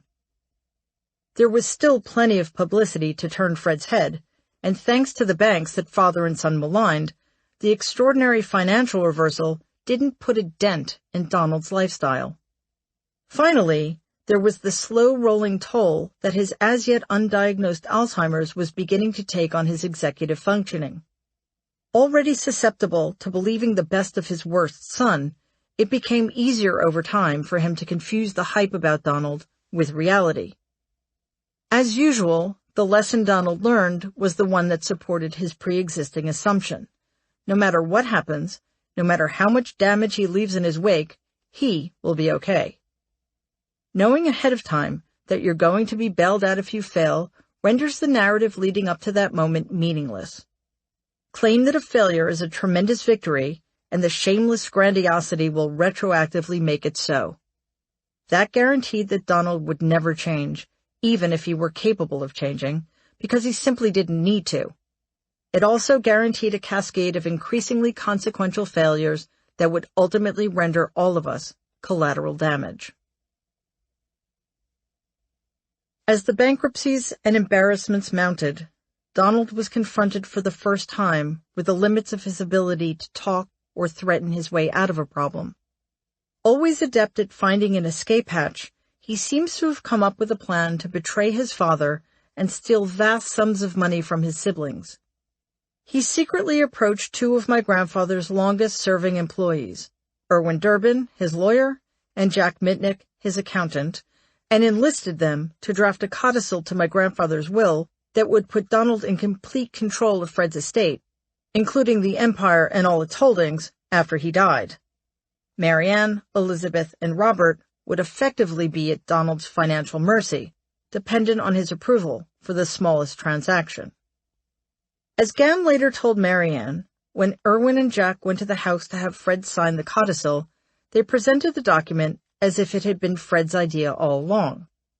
My grandfather, who was having one of his more lucid days, sensed that something was not right, although he couldn't say exactly what. He angrily refused to sign.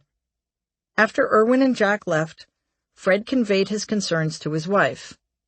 My grandmother immediately called her oldest child to explain what had happened as best she could. In short, she said, it simply didn't pass the smell test. Marianne, with her background as a prosecutor, had limited knowledge of trusts and estates.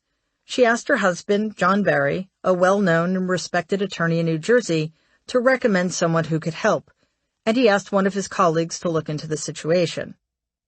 It didn't take long for Donald's scheme to be uncovered. As a result, My grandfather's entire will was rewritten, replacing one he had written in 1984, and Marianne, Donald, and Robert were all named as executors. In addition, a new standard was put into place. Whatever Fred gave Donald, he would have to give an equal amount to each of the other 3 children. Marianne would say years later, "We would have been penniless. Elizabeth would have been begging on a street corner. We would have had to beg Donald if we wanted a cup of coffee." It was sheer luck that they had stopped the scheme. Yet the siblings still got together every holiday, as though nothing had happened. Donald's attempt to wrest control of Fred's estate away from him was the logical outcome of Fred's leading his son to believe that he was the only person who mattered. Donald had been given more of everything. He had been invested in, elevated, to the detriment of Marianne, Elizabeth, and Robert, and even his mother, and at the expense of Freddie. In Donald's mind, the success and reputation of the entire family rested on his shoulders. Given that, it makes sense in the end that he would feel he deserved not just more than his fair share, but everything. I was standing at the window of my studio apartment looking at the rush hour traffic clogging the 59th Street Bridge when Donald called me from his plane, not a usual occurrence. "The Dean of Students at Tufts sent me a letter you wrote," he said. "Really? Why?" It took me a minute to realize what he was talking about. One of my professors had been up for tenure, and before I graduated, I had written a letter in support of him. That had been 4 years earlier, and I'd forgotten all about it.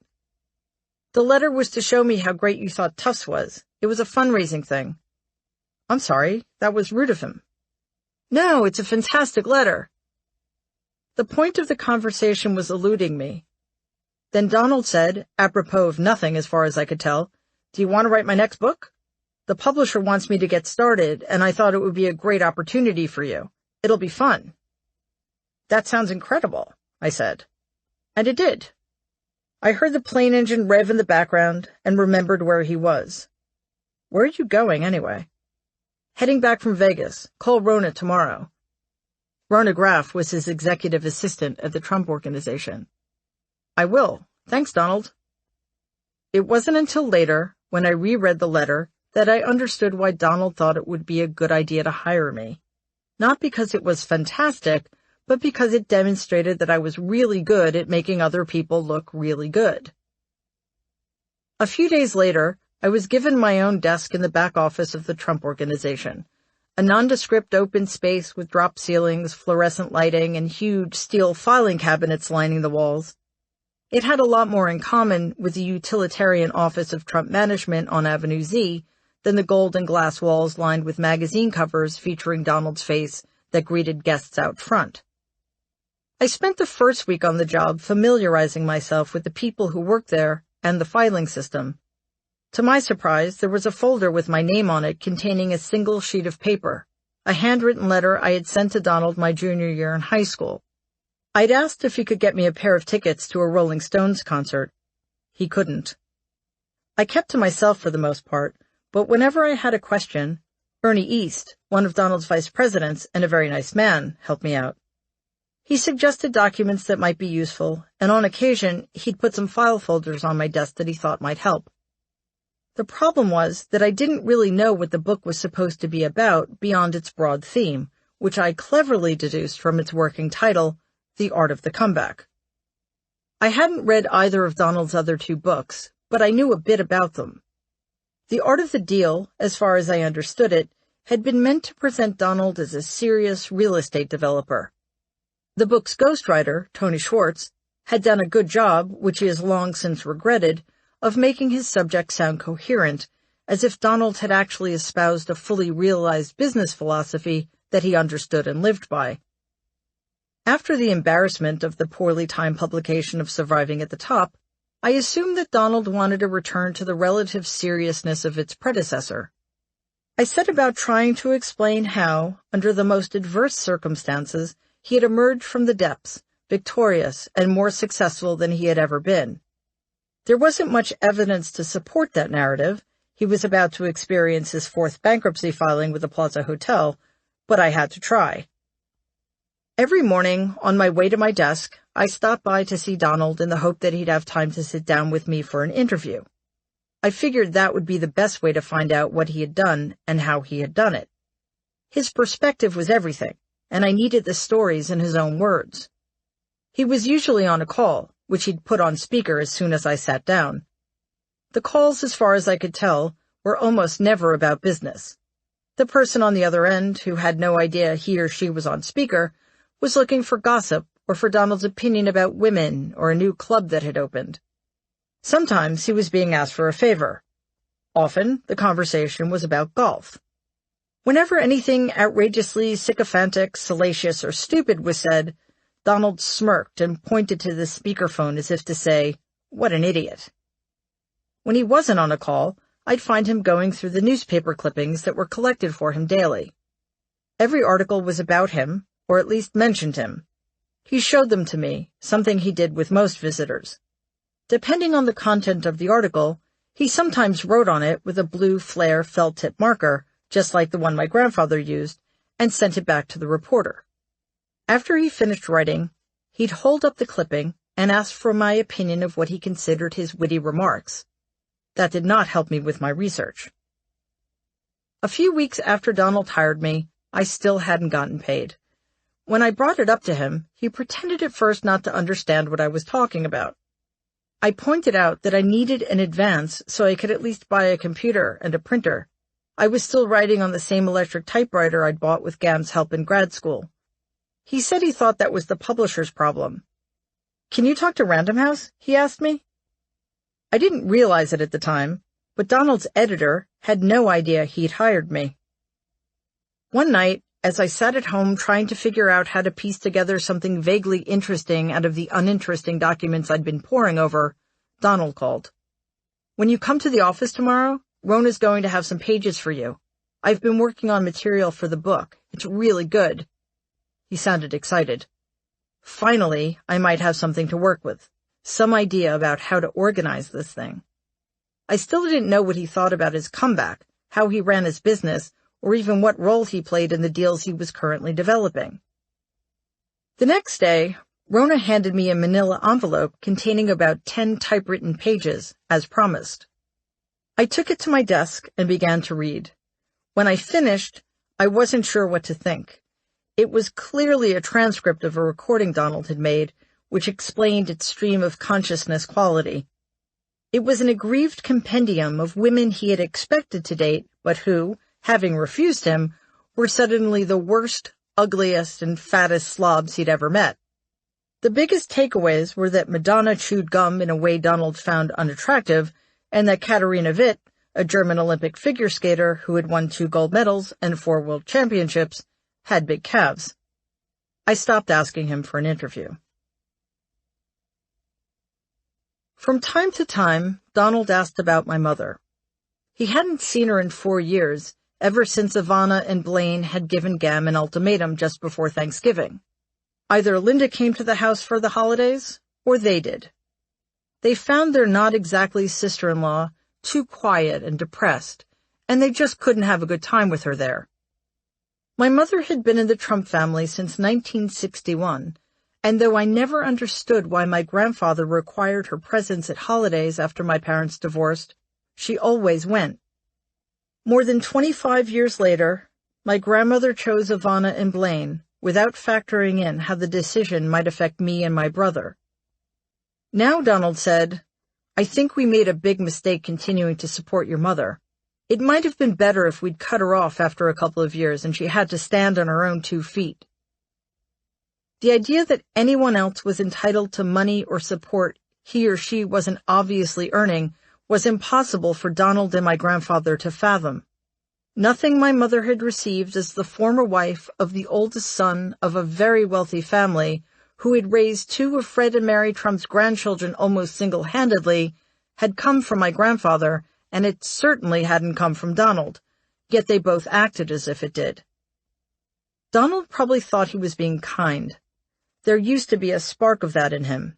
He did once give me $100 to get my car out of impound. And after my father died, Donald was the only member of my family other than my grandmother who included me in anything. But his kindness had become so warped over time through lack of use and Fred's discouragement that what he considered kindness would have been practically unrecognizable to the rest of us. I didn't know it at the time, but when we had that conversation, Donald was still receiving his $450,000 allowance from the banks every month. One morning, as I sat across from Donald at his desk going over the details of our trip to Mar-a-Lago,